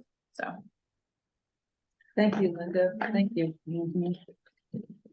So does this mean we are ready to move on to the proposed tobacco retail license update? Yes. Am I right about that? Yep. For Sonoma County unincorporated area, Alyssa Hamilton, Health Information Specialist, Public Health Division, Department of Health Services, Sonoma County. Well, is that the same? Oh yeah, there you are. Will provide an overview of a proposed update to the county's existing tobacco retail license. The revisions would bring the original TRL up to date with recent policies passed by the state, California flavor ban being the key, and local jurisdictions within Sonoma County, in order to ensure the parity and to have a strongest provisions in place that are proven to deter youth use and initiation of tobacco. Among the updates are to increase the existing minimum price from $7 to $10 per pack, set a pack size limit, not allow consumer discounts coupons to be redeemed or offered by retailers, restrict retailers from offering tobacco for sale online for delivery, and disallow the sale of electronic cigarettes due to their popularity with youth and their negative impact on the environment. See 11.7 board item and video for more information, and about to have our presentation. And of course, one of the big motivators on this is young people. That whole concept of flavors, get them on some kind of sweet little cinnamon thing and away you go, right? You've got yourself an addictive substance that tastes good. So for life, yes. Well, however long that life. Yes, I mean, you always wonder when people start tobacco. Back when I was a kid, doctors recommend Lucky Strikes, and so for your health. And nowadays, it's like, well, when people know about it and they still do it, it's remarkable. Are you about ready? Yes. You can say that about any addictive substance, I guess. You're educated now, and you still want to do it? Thank you. Thank you so much. So before we get started, good evening, everybody. My name is Alyssa, and I'm from the Impact Sonoma team, which is the tobacco prevention and control team for the Department of Health Services with the county. And I am accompanied by two of my colleagues, Therese Vogue, who is the program manager. She's our boss. And then Ali Soto, and she is the community health worker on our team. Others. Yes, and then we have others in the audience as well. So before I get started, I just wanted to thank this advisory for allowing us to come and present to you all and share about our passion regarding this tobacco retail license. So today's presentation is generally going to cover the what, the why, and the how of a tobacco retail license and the necessity of updating the TRL, also known as a tobacco retail license, as it pertains to ongoing issues that tobacco products are facing in our community, in our county's youth and environment.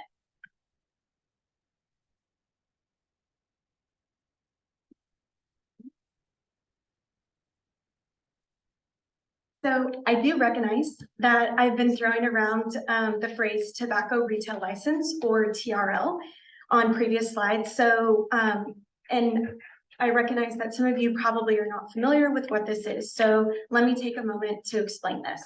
So a tobacco retail license is a mechanism to monitor and evaluate local tobacco sales by requiring retailers to purchase a license to sell tobacco products in accordance with local laws.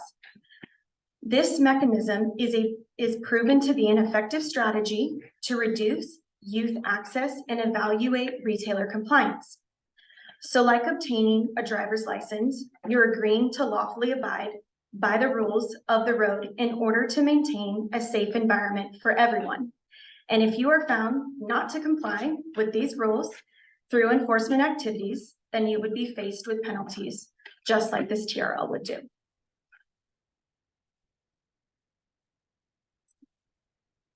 So in California, the California Tax and Fee Administration requires all retailers, tobacco retailers, to have a license for the purpose of taxes, which bears no weight on the retailer environment. However, TRLs are a standard adopted mechanism to better address and regulate the retailing environment on a local level.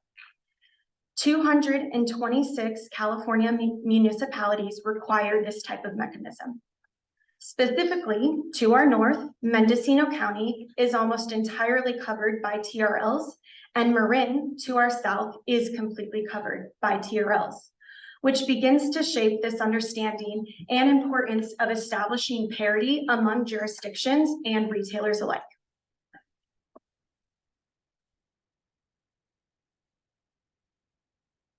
So within Sonoma County, we have 10 jurisdictions. 7 of the 10 jurisdictions have adopted a TRL or some level of tobacco sales restrictions. Healdsburg led the county in 2015, followed by the city of Sonoma, and then unincorporated Sonoma County in 2016, with Petaluma being the most recent adoption in 2022. Many of the cities have since then updated their TRL, which we are looking for unincorporated Sonoma County to do themselves in order to come in greater compliance with the standard model, which is what is being presented for the updates. So keeping this timeline in mind, let's take a look at the strength of TRLs across our jurisdictions. So we have 2 images on this slide. The top image depicts what the current breakdown of strength of ordinance across Sonoma County. Green is representing the jurisdictions that have the strongest or most comprehensive policy. Red is going to be jurisdictions that have no policy at all. And yellow is going to represent a moderate level of restrictions, which is currently represented in unincorporated. The lower picture with nearly all green is what would be reflected after the adoption of the proposed policy provisions, which would bring the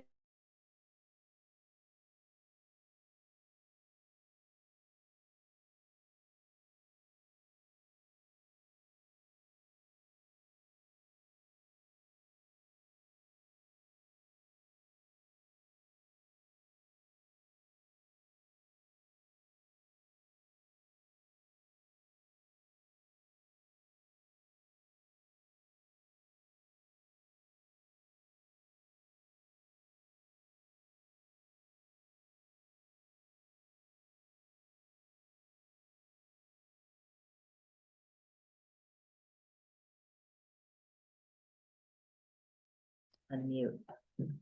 Okay. All right, so we're back in business. So before we get into the proposed updates, it's important to understand the public health problem at stake, which is youth tobacco use, particularly vaping.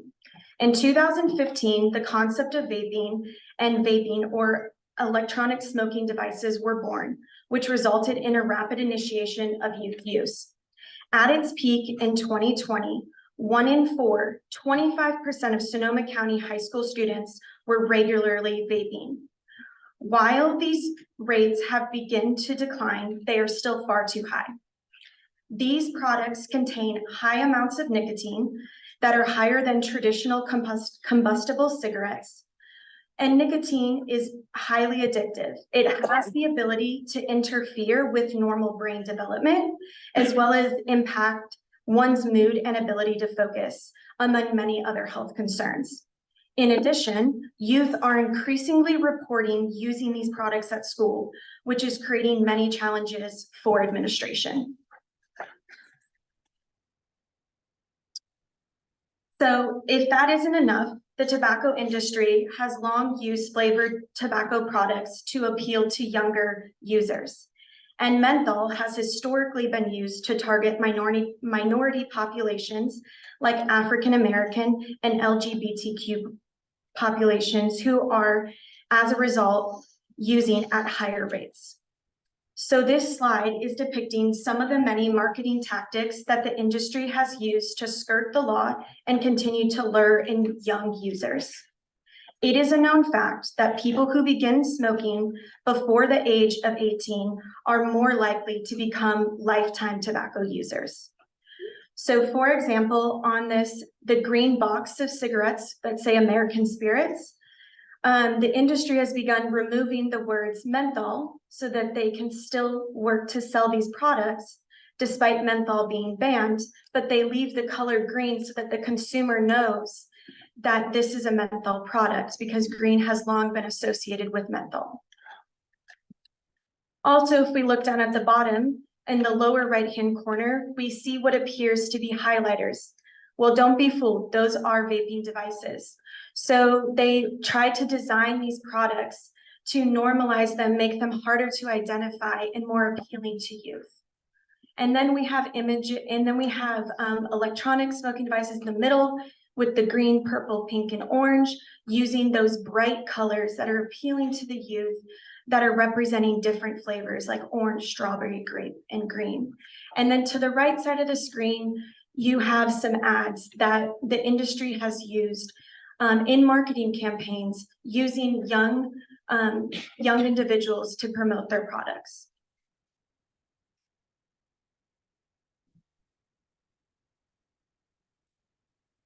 So now let's take a look at the impact of youth use in Sonoma County. So in 2023, 11th graders reported having the highest rates of e-cigarette use at 13% and combustible cigarette and chew use at 6%.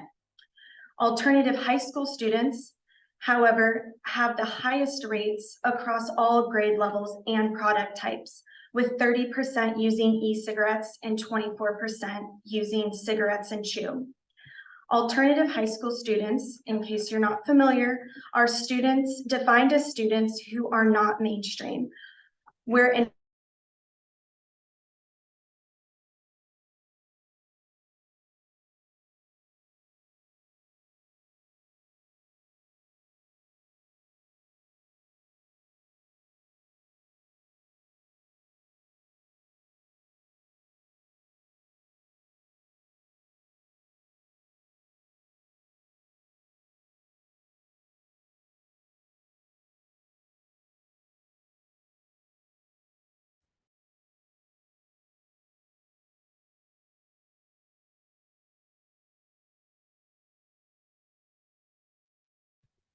Thank you. So what does e-cigarette use look like among the LGBTQ population?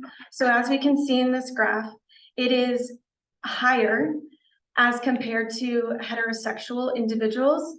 And not only is it higher by that group, it is also higher than the county's average at 12%.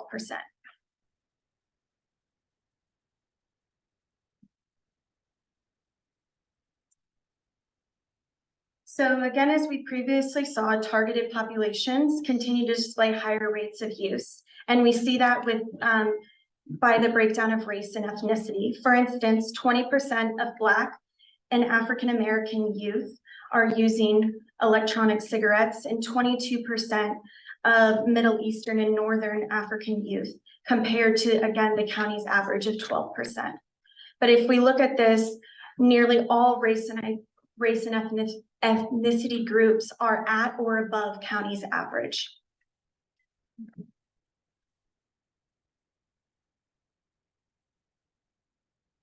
So when we look specifically at West County youth use rates, we see trends that are comparable to that of county averages among the same survey sample. So as before, both 11th graders and alternative high school students continue to report the highest rates of e-cigarette and cigarette use, with 58% of alternative students using e-cigarettes and 39% using cigarettes. And these are rates that are captured in the past 30 days. So along with high rates of use, these graphs also depict the fact that youth also believe that it's easy to get their hands on these products despite not being of legal age. So making their thoughts and actions congruent with one another.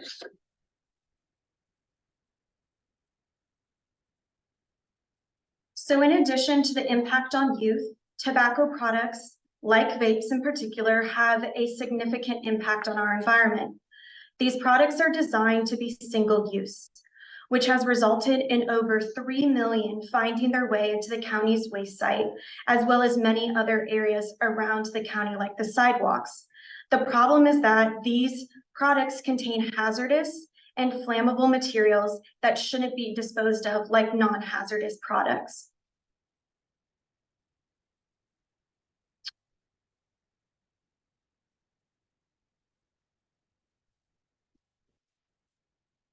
So each year, the American Lung Association puts out a tobacco control report for each county, scoring various local tobacco control policies. So overall, unincorporated earned a B. While it doesn't sound terrible, I want us to focus on the orange boxes on the screen, where these are policies that could be improved as they did not receive a high or positive score. For example, the top orange box says, because I know it's hard to see, says restrictions on flavored tobacco products and minimum pack size, both of which earned an F. Currently, the TRL does not have any restrictions on flavors or establishes a pack size requirement.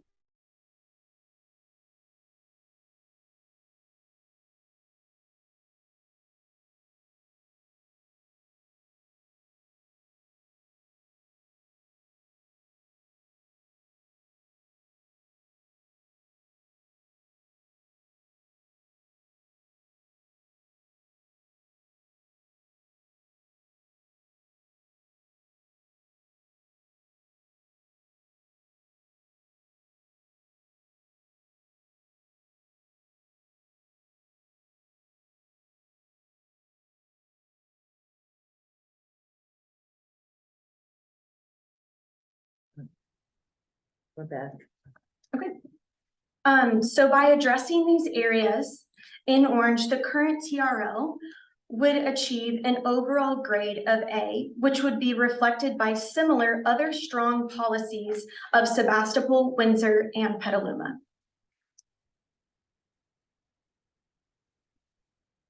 So some might be wondering, how do federal, state, and local tobacco laws interact with one another, and why are local laws so important? To best describe this relationship, I like to think of it as an onion, where there are many layers that have different purposes, but retain the right to establish more restrictive policies than the previous layer. So in context of this analogy, let's think about flavored tobacco laws. So the federal laws currently would be the outer layer of the onion, banning only flavored cigarettes, but exempting menthol cigarettes.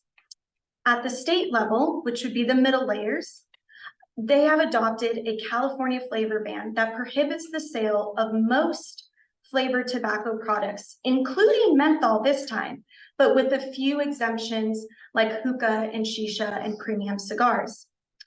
So the local level would be the center of the onion, the adoption of a TRL and a comprehensive list of provisions, like banning all flavored tobacco products with no exemptions and banning electronic smoking devices regardless of flavor.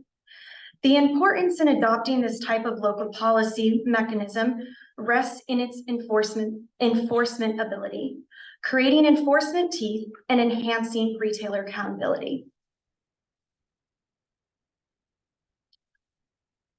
So I've said a lot and kind of built the stage, but this is the list of the proposed TRL updates that we would like to see for the unincorporated Sonoma County, which would help to bring the current policy up to and near what the model standard is.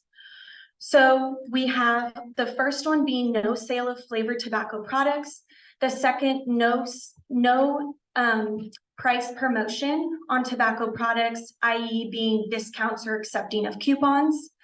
No sale of electronic smoking devices, establishing a minimum pack size for tobacco products, increasing the minimum price from $7 to $10, expanding youth-sensitive areas, which is thinking about like parks and schools and retailers' relationship to those youth-sensitive areas, limiting retailer to retailer proximity. So if a new retailer were to come in, they could not set up shop within a certain distance between another retailer. Importance of this being that we see some communities can be overburdened by these type of retailers and then have disproportionate health outcomes as a result. And then no online sales, so not permitting tobacco products to be sold online. So this next slide is presenting a table. So across the top is what is the model policy. So those are provisions that would make up a model policy. The second row of the table is what Sebastopol, Windsor, and Petaluma have. They have the model policy. They were the ones in the green on the previous slide. They are a model, they are representing a policy that we would love to bring the unincorporated area up to. The third row is showing where unincorporated TRL currently sits. So what we can see is in the last 4 columns, there are no's. And then the minimum price is not at the standard. And then for the first column is non-transferability of license. And in that box, it says some limits to family only. So what that is just talking about is transferring retailer license. There are restrictions on whom they could transfer that license to if they were interested in selling their business. So the bottom row, the most important row, is where we would like the unincorporated TRL to get to, which is that model policy minus the element of the transferability. So keeping the transferability elements where it currently sits, and that being that the retailers have expressed much desire for transferability of their business. And so in order to accommodate and work with them, keeping that provision how it is, but adjusting some of the others to address that youth impact is why these provisions are being proposed.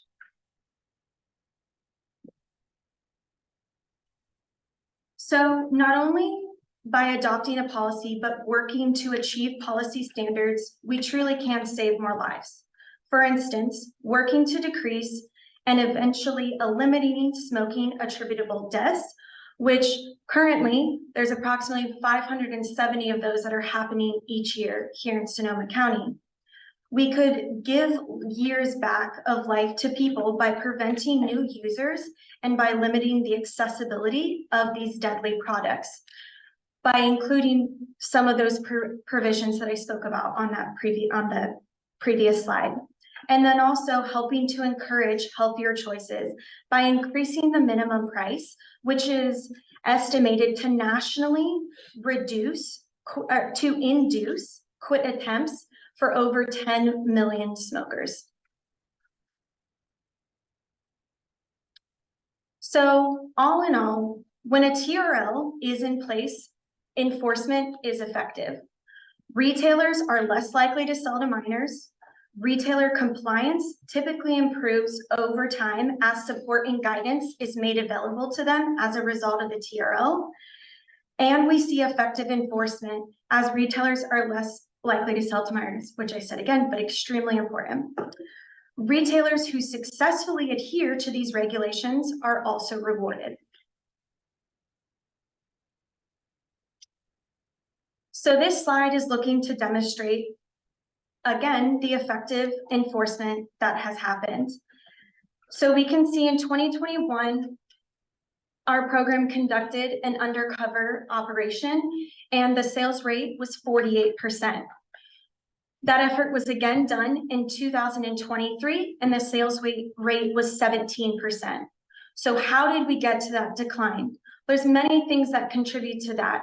But what really turned the curve was that there were new TRLs that were passed, which increased compliance efforts and allowed for more education and guidance to retailers.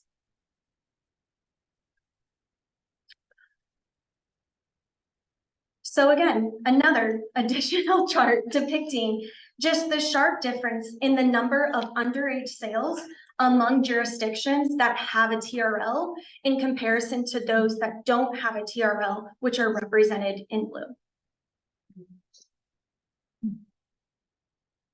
So this is just to acknowledge, these are the current endorsements that we have regarding the adoption for these proposed updates for the TRL.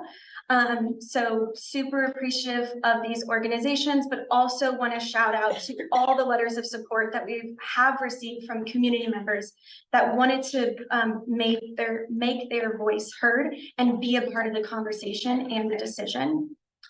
And then lastly, wanting to acknowledge the retailer outreach that our program has done in order to engage with them and be transparent about these proposed updates that have been set forth. And so some of that outreach, there was mailed, emailed letters, fielding phone calls, hosting 2 virtual informational sessions for them to attend, boosting several social media posts, as well as posting on the county's website in order to truly get the community to be a part of it and be informed about these efforts. So thank you all so much. And excuse me. And now we are happy to take any questions that anybody might have. And we start with the board with questions. Joe, you want to go? I'm curious if the 3 red cities have anything underway, Santa Rosa, Roanoke Park, and Toddy, to do something similar. Can I answer? Yeah. Okay. So I don't know if we need to wait till the end. I know, right? Yeah, and so what is really exciting is that Santa Rosa is actively working on a TRL, which would be huge. Because they are the largest city in our county. Roanoke Park and Cotati do not have any active engagement or work around the TRL, but one city at a time and one area at a time is exactly how we achieve the whole county being green. It seems critical, you know, if you really want to smoke, you'll just drive into Santa Rosa and get whatever you want, right? And they cheaper are, and whatever. yeah, there was a study session done about a month ago now, and all but one of their council members voiced overwhelming support for having staff bring them a TRL, and we've been working with their staff for a while now. They have a draft proposal, so they're kind of moving forward as if this is happening. So I think it's a pretty solid with Santa Rosa. Not that that doesn't mean that, you know, people don't need to show up and have their voice heard, and that, you know, retailers need to know and have their voice heard. So, but the council members have expressed a lot of support. So it looks like Santa Rosa will turn green. Thank you. And that's Santa Rosa, but what about Roanoke Park and Toddy? Because if I'm correct, the Great Yeah. Casino has had smoking. It's okay to smoke there. Is it still Yeah, okay to they're- smoke there? And did they sell cigarettes there? And was that one of the reasons why Roanoke Park and Toddy would be hesitant to pass No, this no, law? I don't know that they're hesitant. It's also just kind of bandwidth and our ability to support them. So we will be going there next, and we don't have jurisdiction over the casino, so, you know. Oh, it's its own city in Yeah, essence. yeah, it's sovereign nation, so, yeah. So anybody could go into the casino and buy cigarettes if it got down to everybody No, else. I don't think that's the case. We're actually going to do some more research and recognizance on what's going on in the casino to, you know, kind of dispel any myths or just to answer our questions, because we have some of those same questions. But I believe they're abiding by the 21 law, but I don't think they have to. So but we'll be checking on all that. Yeah. That would seem to be a loophole in the system. So Anybody else? I want to make sure I heard this right. So the red areas now that we saw on the map are not necessarily that they've rejected the idea of the policy. Okay. Right. They just. It hasn't gotten to that. Yeah. Okay. There's been some interest here and there. I know that, you know, we've heard from law enforcement. There's you know, there's a tri-community coalition that is Roanoke Park and Katati and law enforcement and Sonoma State. That group has, you know, different officials represented there, and they've definitely expressed interest. We've gotten a lot of interest from the school district there in Roanoke Park because they have so many problems on campus, etc. So, yeah. Anybody else on the council? Well, what is the next step in terms of, is it getting all of the retailers signing on, or that's not it? No, instead you tell the retailers, this is it now, and you have to, and you have to comply by the rules, and who enforces those rules? Like, how Yeah. is enforcement? So is your question about like unincorporated? Yeah. Yeah, so the unincorporated already has a TRL, so this is a proposal to kind of bring it up to standard. So it passed originally in 2016, so, you know, it's 8 years later, and it's kind of, you know, it's got time to keep up because the industry is always one step ahead. So, and the enforcement, we enforce, actually, my team enforces the ordinance. So we go out and do compliance visits. We know the retailers really well. That's why we were shocked when they didn't open our emails about, you know, the proposal to do some updates. So, yeah, we have a good relationship with them.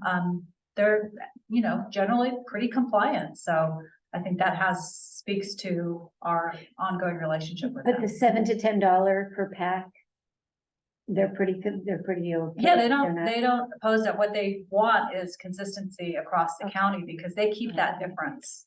You know, because if normally they'd be selling something, I mean, most packs of cigarettes are right now selling $7, $8, $9 a pack.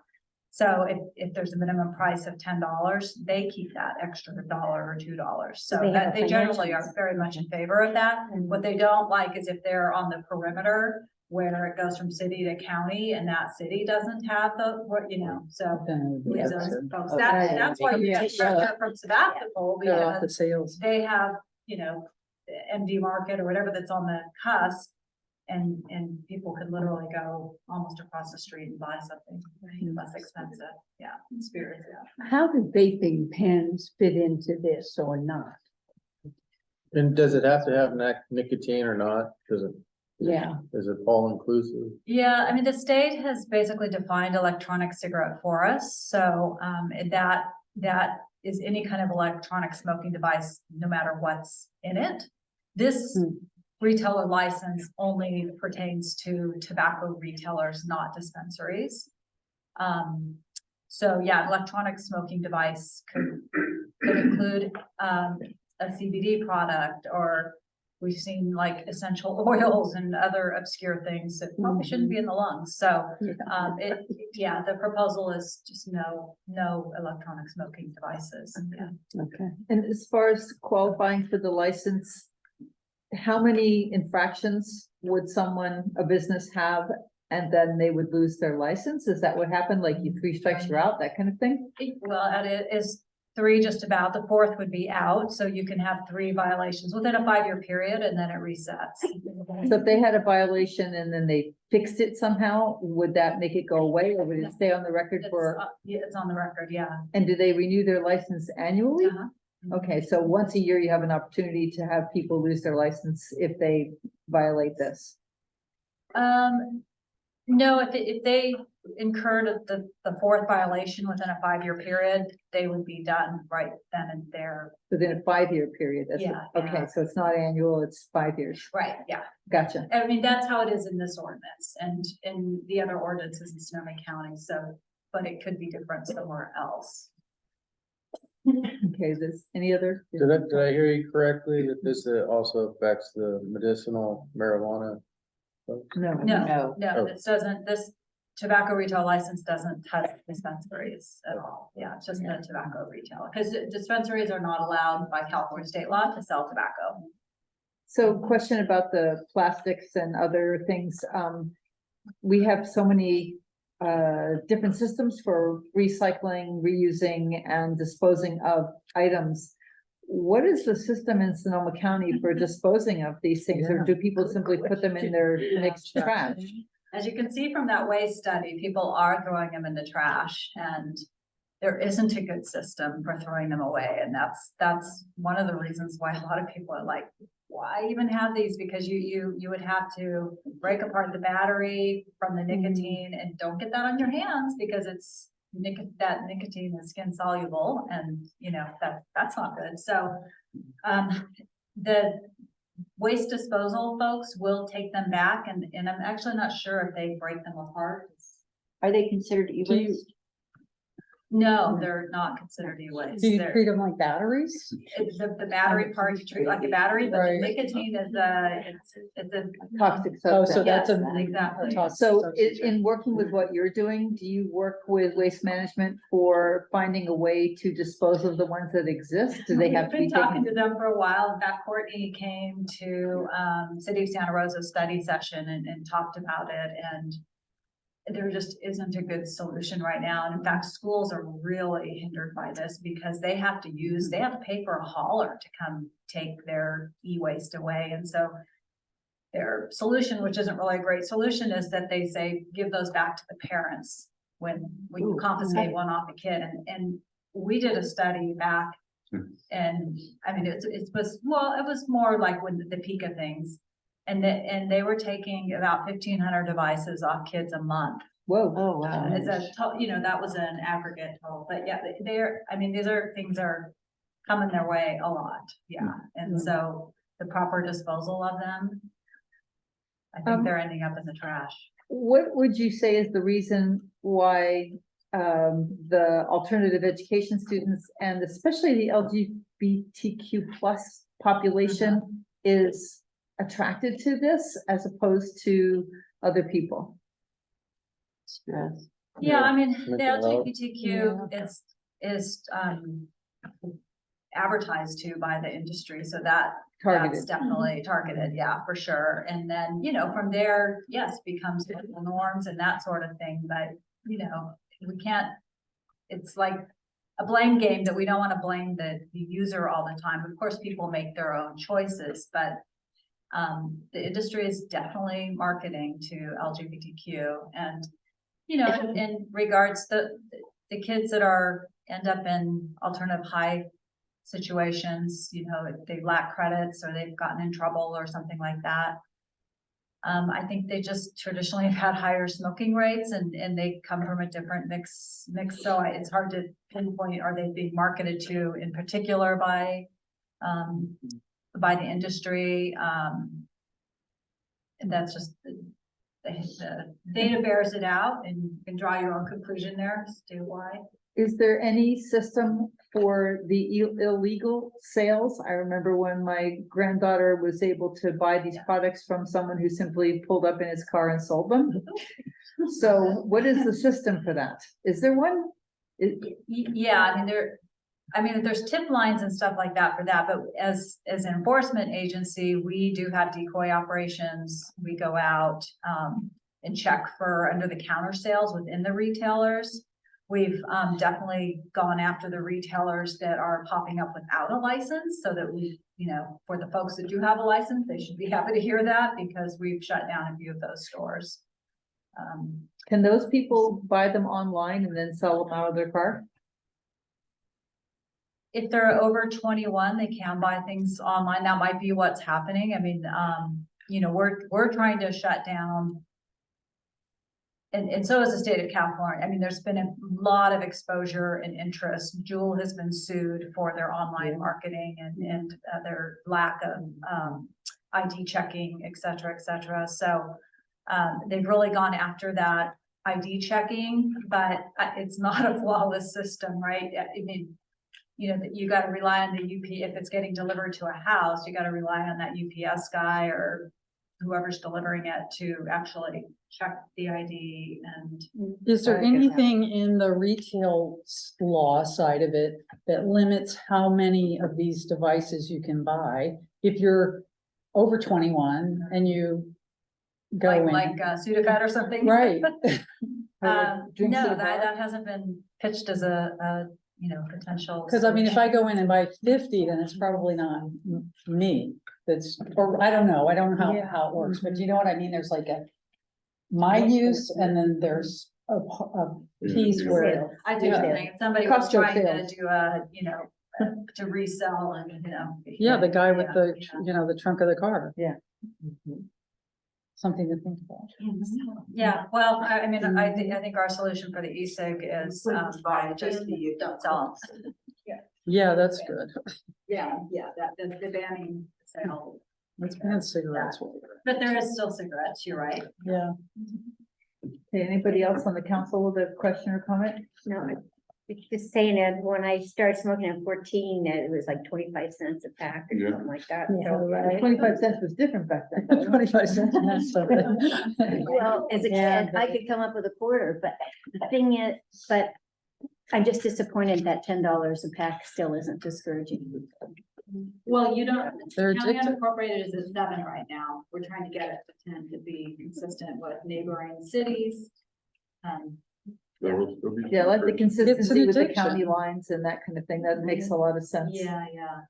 Does anybody in this room have questions or comments? Go for it. We're the backup.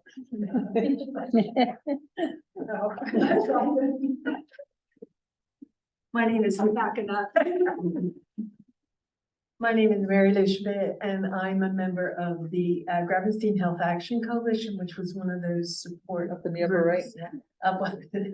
And I've been working with Impact Sonoma and Pam's group, which is Tobacco Free Sonoma County, for 4 years now, I think. And I got involved with the Sebastopol TRL, which we were able to get done. Just a few comments, because I also live in unincorporated, so I would love to see unincorporated come up to the standard of what Sebastopol is doing. And we've also, my group has been doing some work in Annalee, and we did a little survey last semester with only 75 students, which isn't a lot considering how large the high school is. However, it bears out what Elise has said. And the there was a federal research that came out just recently that said, oh, it's really good because the youth are not vaping as much. It's gone down from 10%. Well,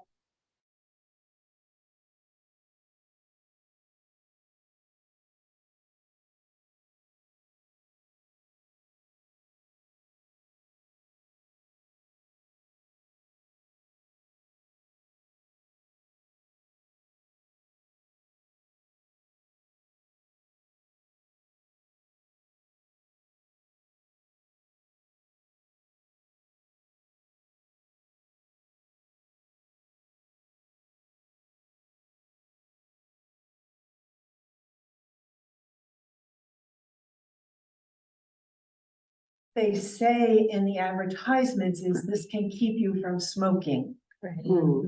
What they don't say is, oh, by the way, there's much more nicotine in one of these little things, and I can't remember, one of them, I think, Teresa, you might know, that has like 500 cigarettes worth of nicotine in it. And if they go one, even just keep it for just 1 month or 1 week, they've gotten nicotine for 500 cigarettes. So I don't think that the youth, it's really, it's cool and you want to do what your next door neighbor is doing. But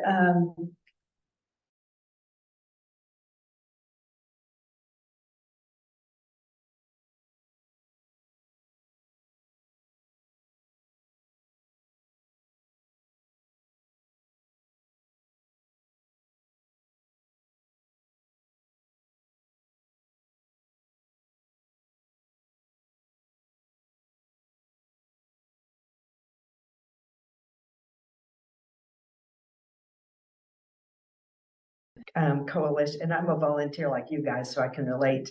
We're the only coalition in the county that's devoted to reducing the harmful effects of tobacco on our community. That's what we do. That's it. And we have people that that's part of what they do.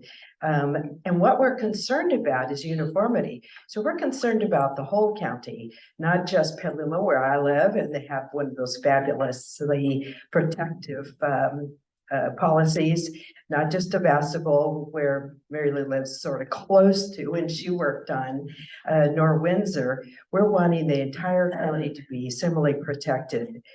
It's the state's goal to wean down in 10 years to have no tobacco products sold in the state. And so, of course, we're obviously supportive of that. We're really concerned about the youth. We certainly wouldn't have to worry about the disease and death at the end from tobacco products if nobody ever started in the front side. And so, but there's no one strategy that will keep kids from starting or support people in quitting. But this package that you've seen, these have got the, it's like the safety net woven together. So price is really important because kids are really cost conscious. It's not the only thing. Very good questions about how do you dispose of electronic smoking devices? What happens if you buy 50 of them and you want to sell them? We don't want to sell them. We don't want to have, I don't want the bullseye on my grandkids saying that try one, it's like the first one's free. If you can get a flume float and it's the equivalent of 560 cigarettes, the first two, you just get kind of dizzy, and it's long before you all of a sudden you get up and the first thing you do in the morning isn't a cigarette. It's a electronic smoking device. So parity is real important. If we're going to, this is an industry that builds on addiction. That's it. Why ever would you spend money on that kind of a product? So what we need to do is we need to have parity. We want to have similar protections for West County. And the reason we're here is because your supervisor values your opinion.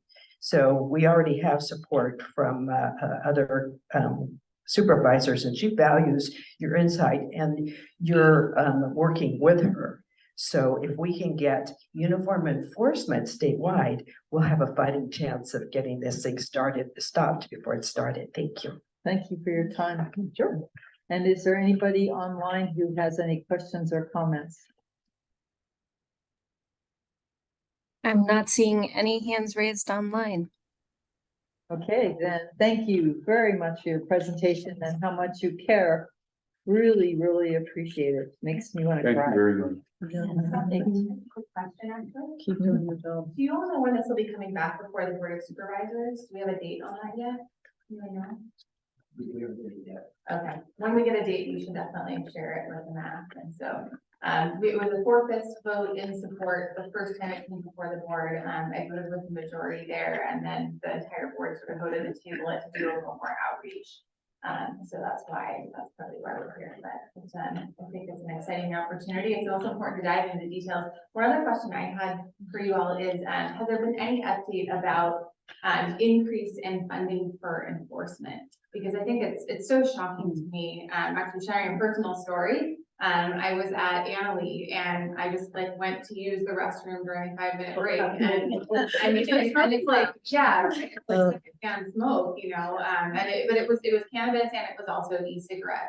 And so, you know, these things are already not supposed to be sold to minors, you know, so like, how do we really hold accountable those people who are doing these things? Because if we don't go out and enforce this ordinance, it's not gonna work, right? And we know that there might even be some people who purposely flout this ordinance, right? Who have brick and mortar stores, you know, near these schools. So any thoughts on like where we can get increased funding for the enforcement side? Yeah, I mean, we're already doing that. You know, we just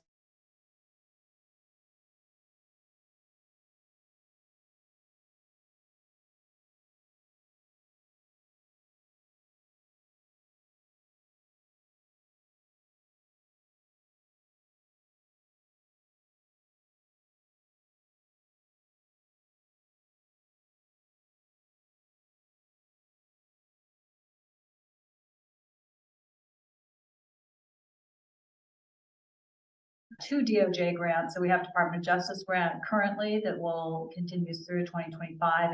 And that is basically paying for us to do more education and outreach throughout the whole entire county and to do more go back visits. You know, when we see a problem, we just keep coming back and checking. So, so that's how we've, you know, exercised our ability to compete for grants. And you know, we could always raise the fee, but that's, you know, a politically palatable hot potato sometimes. I know initially when this passed in 2016, the board, we didn't ask, but the board offered to give us some, they had some old MSA money to build out some projects, but then there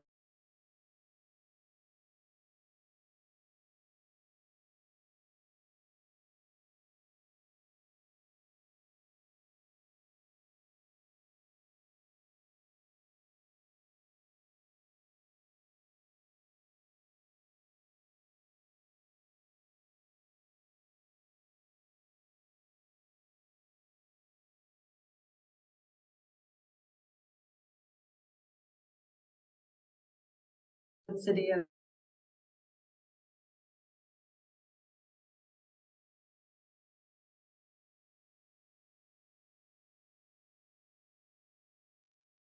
we know there's some you know, problematic retailers that we're working with. A lot of them tend to be the most problems in our last, we do young adult tobacco purchase surveys. The last one we did was in June of 2023. Because we are who we are, we can't issue a citation for those. In order to issue where there's a youth decoy or an underage decoy, it has to be a law enforcement agency because it's a penal code violation. So what we do is go out, youth decoy, full operation, but then it ends up with, they get a letter saying you sold and you shouldn't have, and we, you know, visit and talk to them, etc. So the last time we did this in 2023, we targeted all the retailers that had sold in 2021, and then we threw a few more on the list. We had 100 that we went to, and only 17 sold. So that was much better than 48%, you know, a year and a half earlier. But every single retailer that sold was what we call significant tobacco retailer, meaning they're the smoke shops, the vape shops, the green zones, the not to name who sold, but it's those culprits, you know, that it's, and I don't think that's, you know, that's not a weird anomaly with the data. That means we need to target these significant tobacco retailers. So they're a problem. Yeah. Just one last thought, I feel like there might also be an opportunity to partner with some of our federally qualified health clinics and like teen centers, because I would guess that part of the challenge, when you look at sort of the alternate education students, I'm guessing there's a big overlap with mental health, needs. And so, you know, trying to sort of get at who's providing sort of mental health and wellness support for teens, and can they then, you know, offer in a safe space, like counseling of, you know, how to get off this or sort of the dangers of, right? You know, I just feel like there might be an opportunity to kind of do that. Yeah, actually, West County, your health agency or how West County community services, Health health center, thank you. It's late. They have a grant, a cessation grant, and we're supporting them in that. We've been working with QHCs for quite some time, and the other big providers, Providence and, Kaiser even, Kaiser's got a pretty well-oiled machine, but what we're trying to have them do is screen appropriately, and they're screening you to ask that, when young teenagers are getting their, their annual exam or whatever exam they have for, physicals or whatever, they often have time alone with the doctor, because doctor says, okay, mom and dad, scoot out, because we got some stuff to talk about here that we may not get all the answers if you're sitting in the room. So that's when those conversations about a lot of things happen, but when they ask them about vaping, and then we've done a lot of trainings on motivational interviewing for healthcare providers so that they can navigate those conversations better. So we've definitely been working this from all different angles and supporting schools with educating their teachers and students and et cetera, et cetera. Working with the new wellness centers that are coming up on a lot of the high school campuses as well, getting information to the counselors and the peer counselors who are going to be or are already working at those wellness. And what about the DAC counselors that are often in schools? Drug abuse? Yeah. Okay. Yeah, we've worked quite a bit with SOS counseling, and they're in various schools. Not as much with DAC, but we've definitely explore relationships with DAC. Okay. I'm just curious, when a retailer is fined, where does that money go? Who gets that money is really what I'm asking. That's a good question. That's what I've had too, because we haven't had to fine too many retailers. The retailer that we fine is a retailer not operating with a license. So we've gone after that person and issued a couple citations, and they're finally being good. So, and that was like a $1,600 fine. My understanding is it goes back to the county. We're still trying to figure out actually where that goes within the county system, if it just goes into the general fund or. It seems like it should go back to Education. Yeah, just one person's opinion. Well, thank you very much. I know we're like now 40 minutes after our end time of the meeting. We've got a ways to go. Really appreciate what you're doing very much. Very much. Oh, good. Yeah, good luck on that one, huh? Officer selection overview. As the January 2024 meeting, a chair and vice chair will be elected by the MAC to serve for 1 year. The chair will preside at all meetings of the LRRMAC and call for special meetings. In the chair's absence, the vice chair shall assume the chair's responsibility. So obviously, the chair is not here tonight. The vice chair is in Australia. So sometimes things go a little awry. But in January, we'll be dealing with this topic, and I believe that's all I really need to say about it. Okay. And my goodness, public comments on items that are not on the agenda. We do have somebody with. We have somebody who has Yes, something to say. Tracy. Okay. Wait a minute. Yes. Tracy, For bring the in. moment you've all been waiting. Oh, it's Lisa, if Okay. you press mute. Can you hear me? Yes. Okay, all right. Hopefully it won't fuzz out. So, hello everyone. I am wanting to say something to Vesta and Lucy as they are outgoing now, so you'll bear with me. Vesta and Lucy, for people who don't know, but there's probably no one left on the line, I'll be an alternate next year, and thanks to the two, Ty and Lon, for stepping up. So to Vesta and Lucy, on your last MAC meeting, I got to learn from the dynamic duo of volunteerism how to do this thing called the MAC. And I'm going to take you in alphabetical order because, you're both equivalent. So Lucy first. Lucy, you exude subtle exuberance. You're always at one with your yellow pad, which contains everything you need to know and everything that I didn't know that I needed to know. Your list always gave me guidance. And Lucy, I love lists and details and process and all that sort of stuff. And so the first time I had a committee, the residential parking permit, Lucy gave me a piece of yellow paper with everything I needed to know on it. And she took me around the town to meet people and talk to them about my first committee, the residential parking permit committee, the ad hoc. Lucy, you have details, but deeper than that, you have connection, you have nuance, you listen, you're thoughtful. And I am so appreciative of being able to learn from you. And of course, doing the town cleanup was so much fun. And that was in October of 2020 something, who can remember.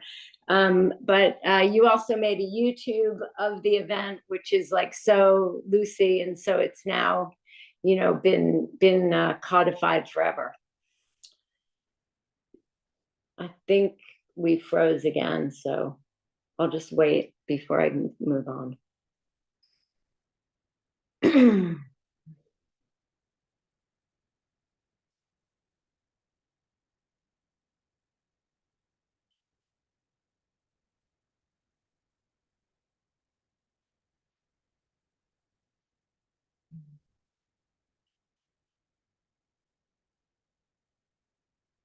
Okay, can you hear again?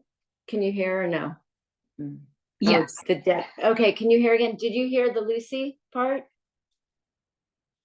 Enough of it? I don't know. Oh, Debbie, your thing's muted here, so okay.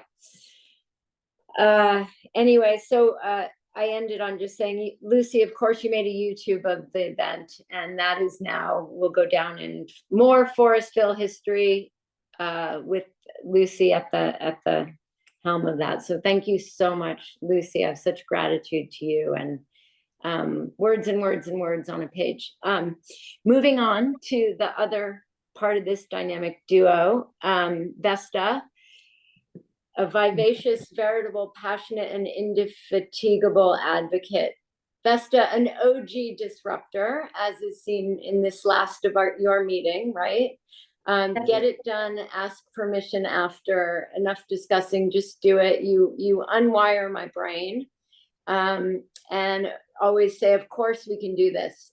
Only with you would I have found myself knee deep in the back of a truck shoveling Maribel park and ride green waste at the dump after many long days. And so thank you to that, both of you. You helped me to unwire my brain and open my heart, which is always a real inspiration. Thank you, women. You're amazing. Thank That's you all. for continuing, Yeah. even though you're so far away, and it's very important that you are where you are, and we miss you immensely, but keep doing what you're doing. Thank you too. Bye. Thank you. Bye. Okay, we have another person out here. Yes, go right ahead. Get up there with the microphone so we can hear what you have to say. I just wanted to publicly acknowledge and thank Vesta. I'm relatively new to the community. I purchased my home a few years ago, and it's no secret that I am really disenchanted with our local government. And I reached out to Vesta, and she spent a considerable amount of time talking to me, exchanging with me, respecting my different point of view from hers. And I just think you're a real class act. And I'm really sorry that we're going to lose you. I think that our public officials could take a real page from your book. You're really wonderful. Thank you. Thank you. You won't entirely. We're not losing her. I'm volunteering on so many committees. She has to drive me to the meetings all Yeah, next year. because I have to take her. Thank you so We have a much. plan.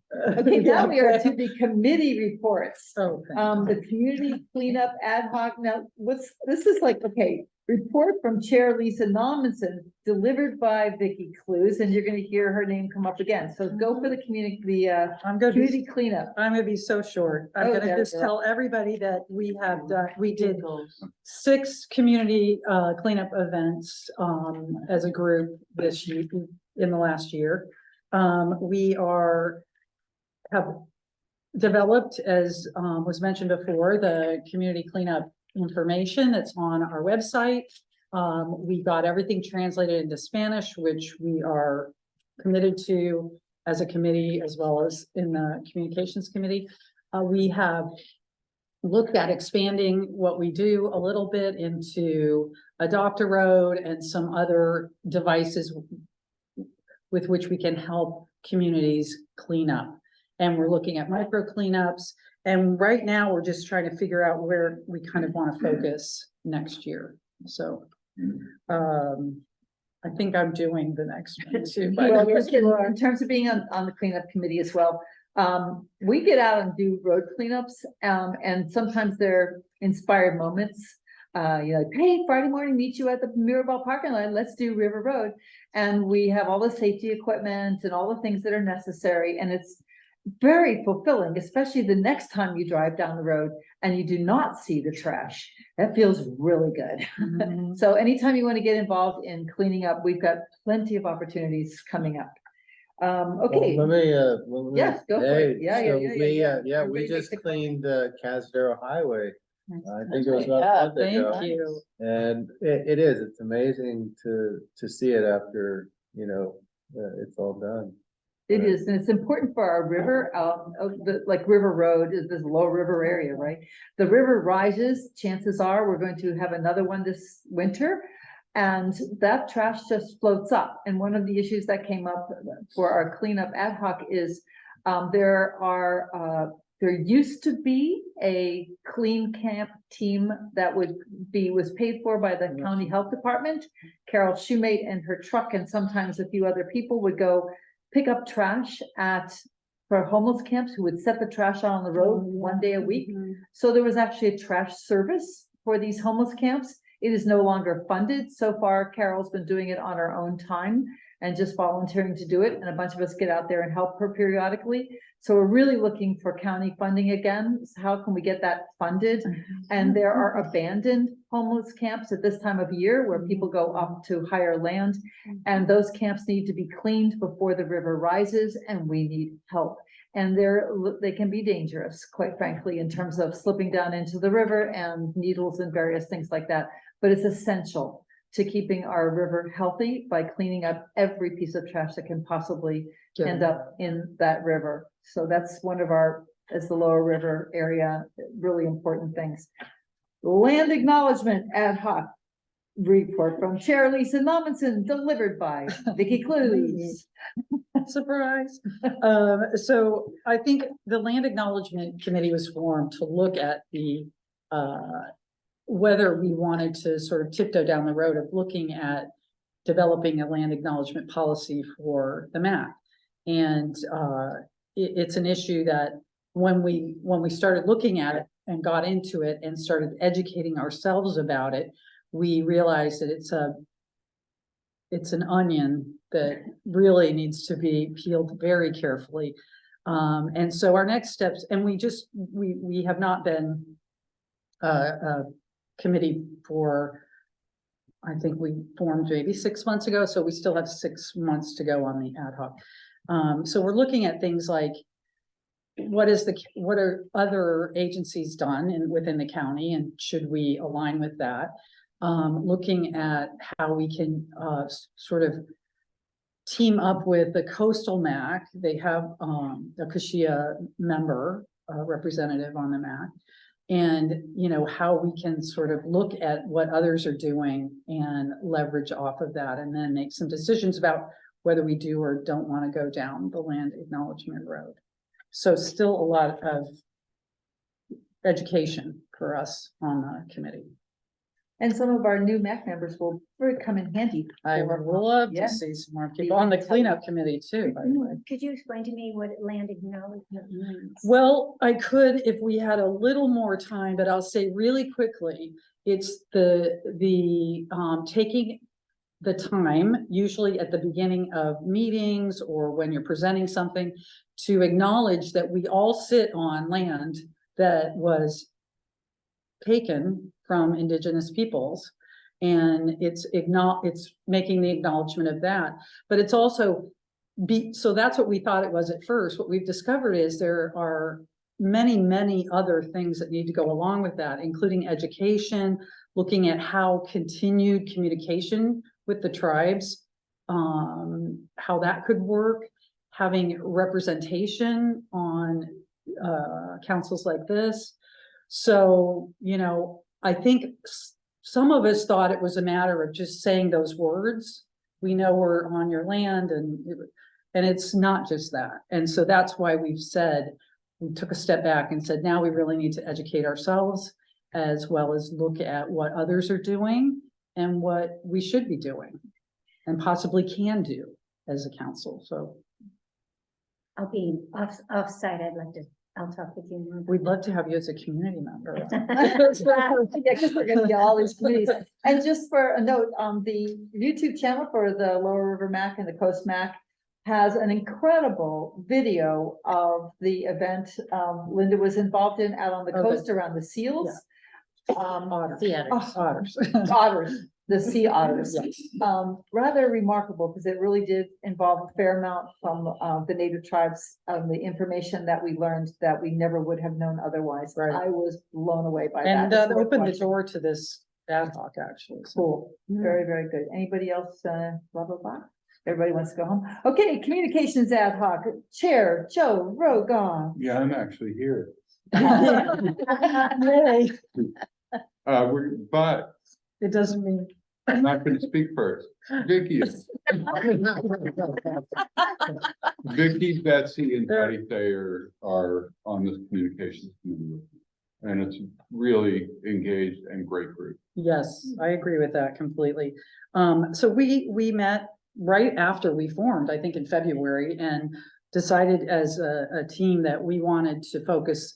I mean, communication is a broad topic, and we wanted to focus on, the biggest issue that we saw, which is so many people saying, I don't even know who the MAC are, or what do you do, or what, what's it about? And so we made some decisions about focusing on that. And one thing that I think we're all really proud of is that we decided that we would try to get out into the community as much as we could. And so we created an events scheduler and looked at all the communities and tried to get everybody's input on that.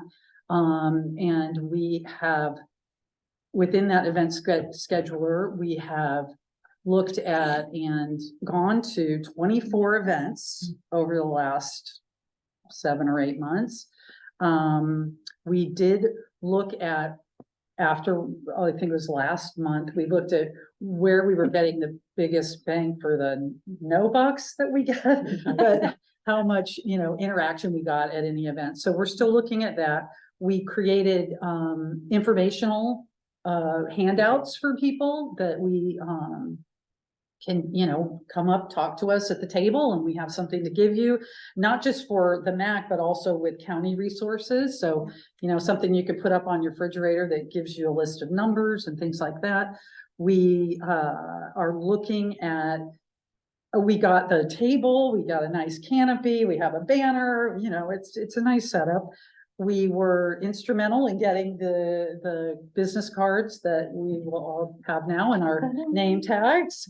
Working on more collateral and swag that Linda's gonna support, because I know she talked to me about it at one of the events, that we should have things to give out that people walk away with that have information about the MAC on them.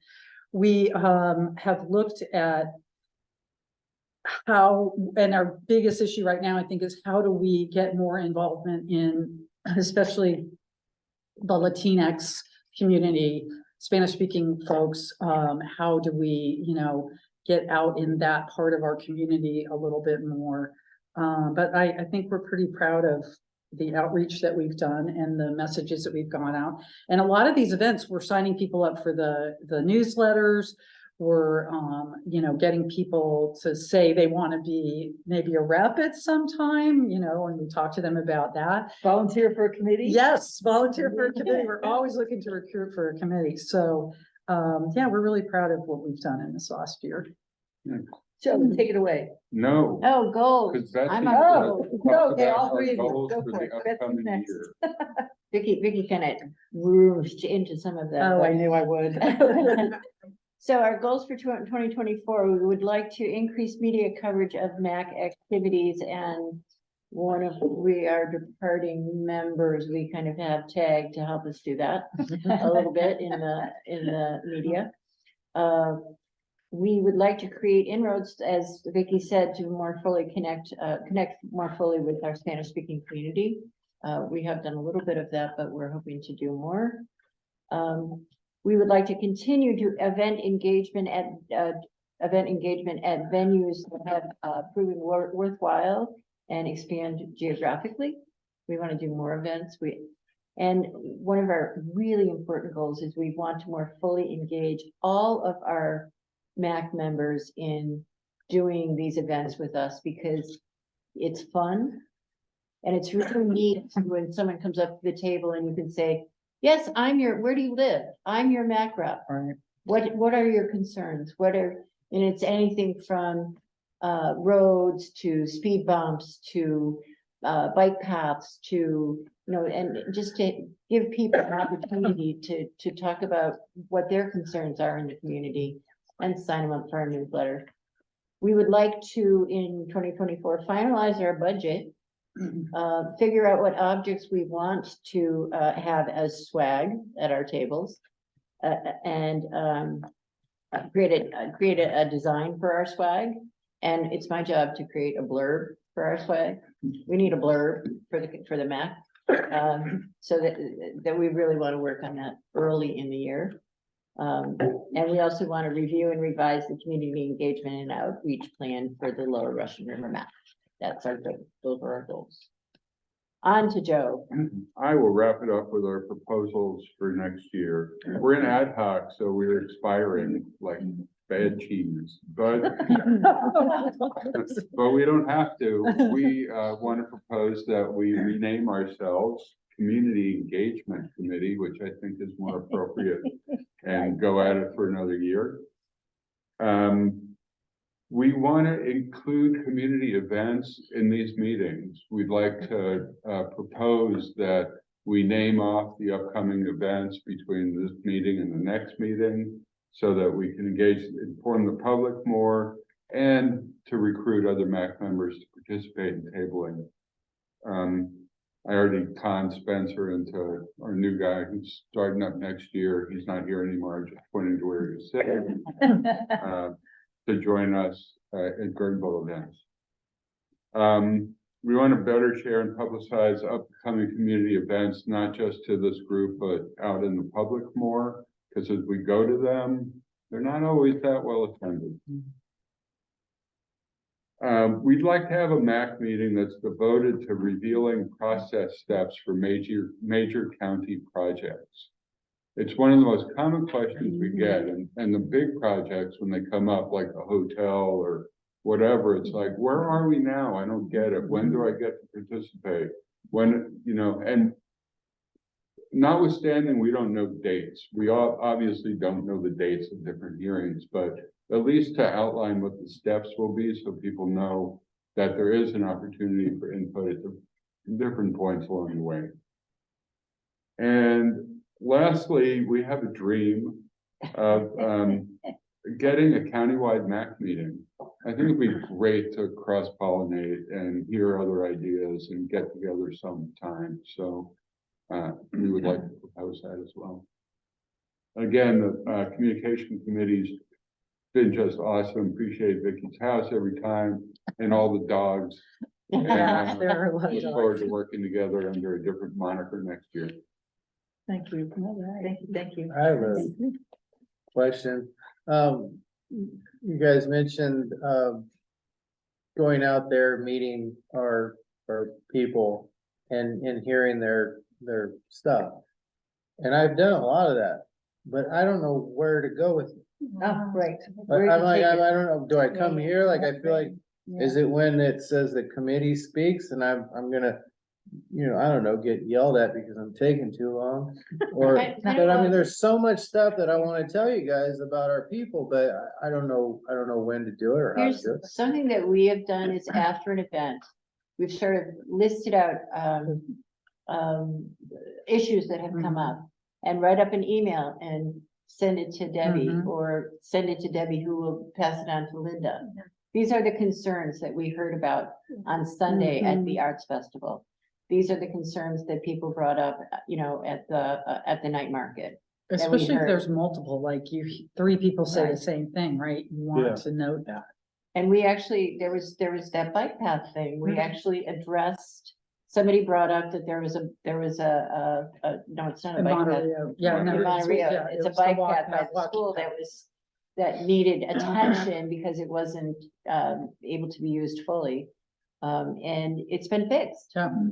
So, and that's not something that the MAC did, it's Right. information that we provided to our supervisor that she was able to address.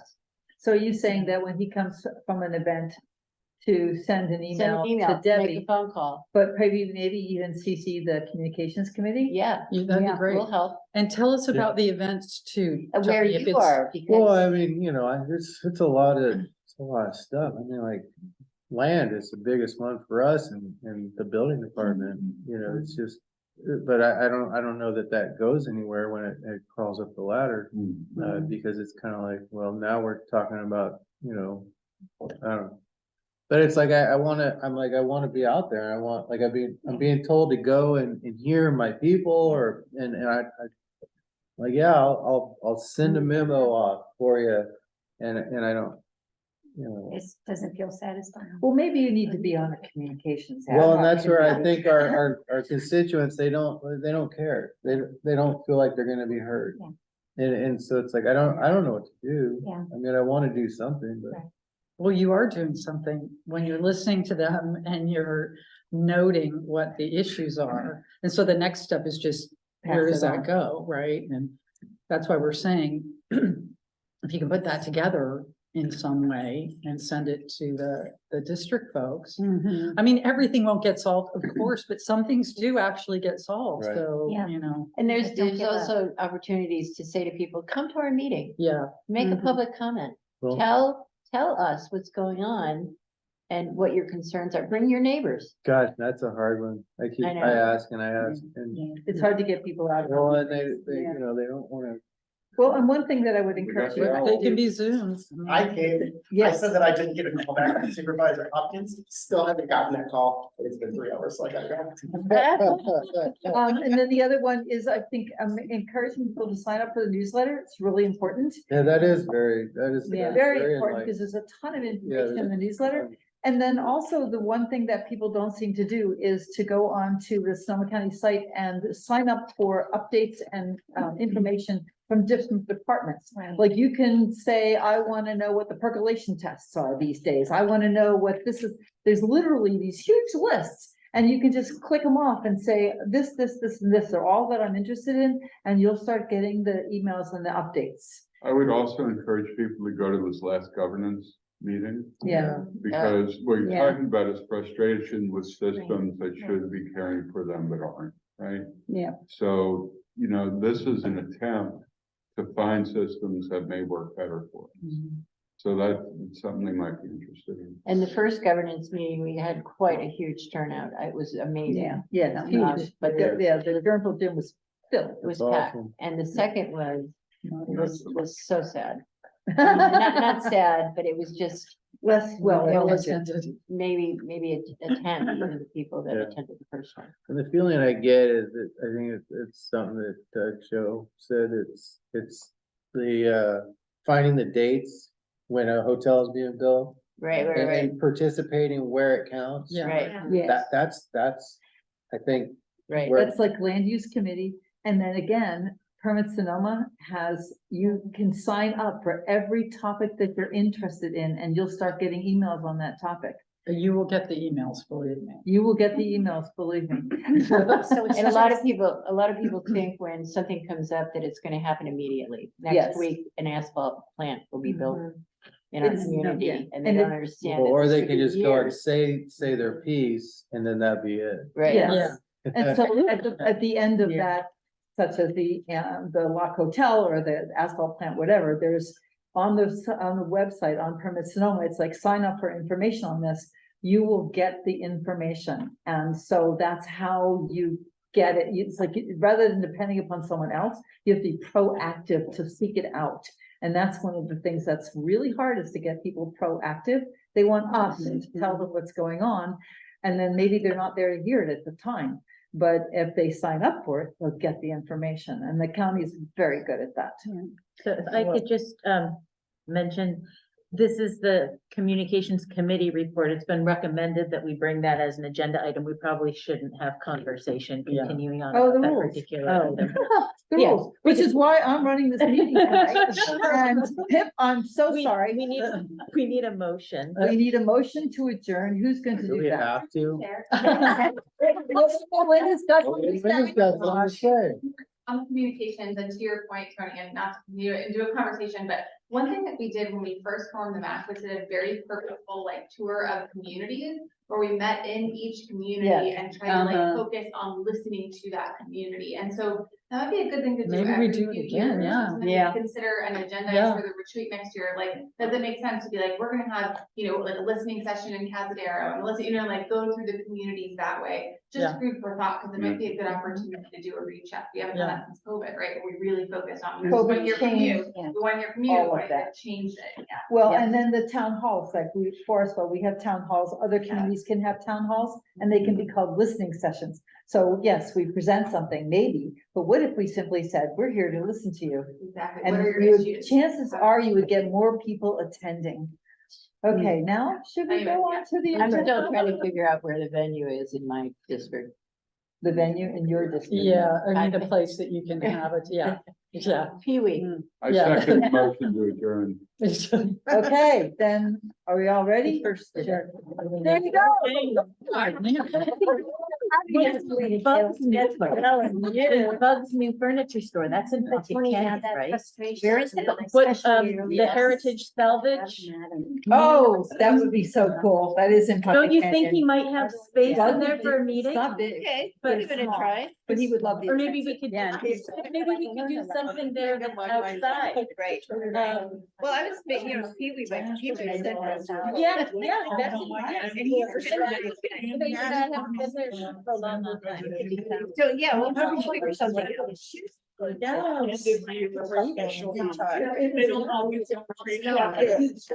But whatever. That's what makes the best.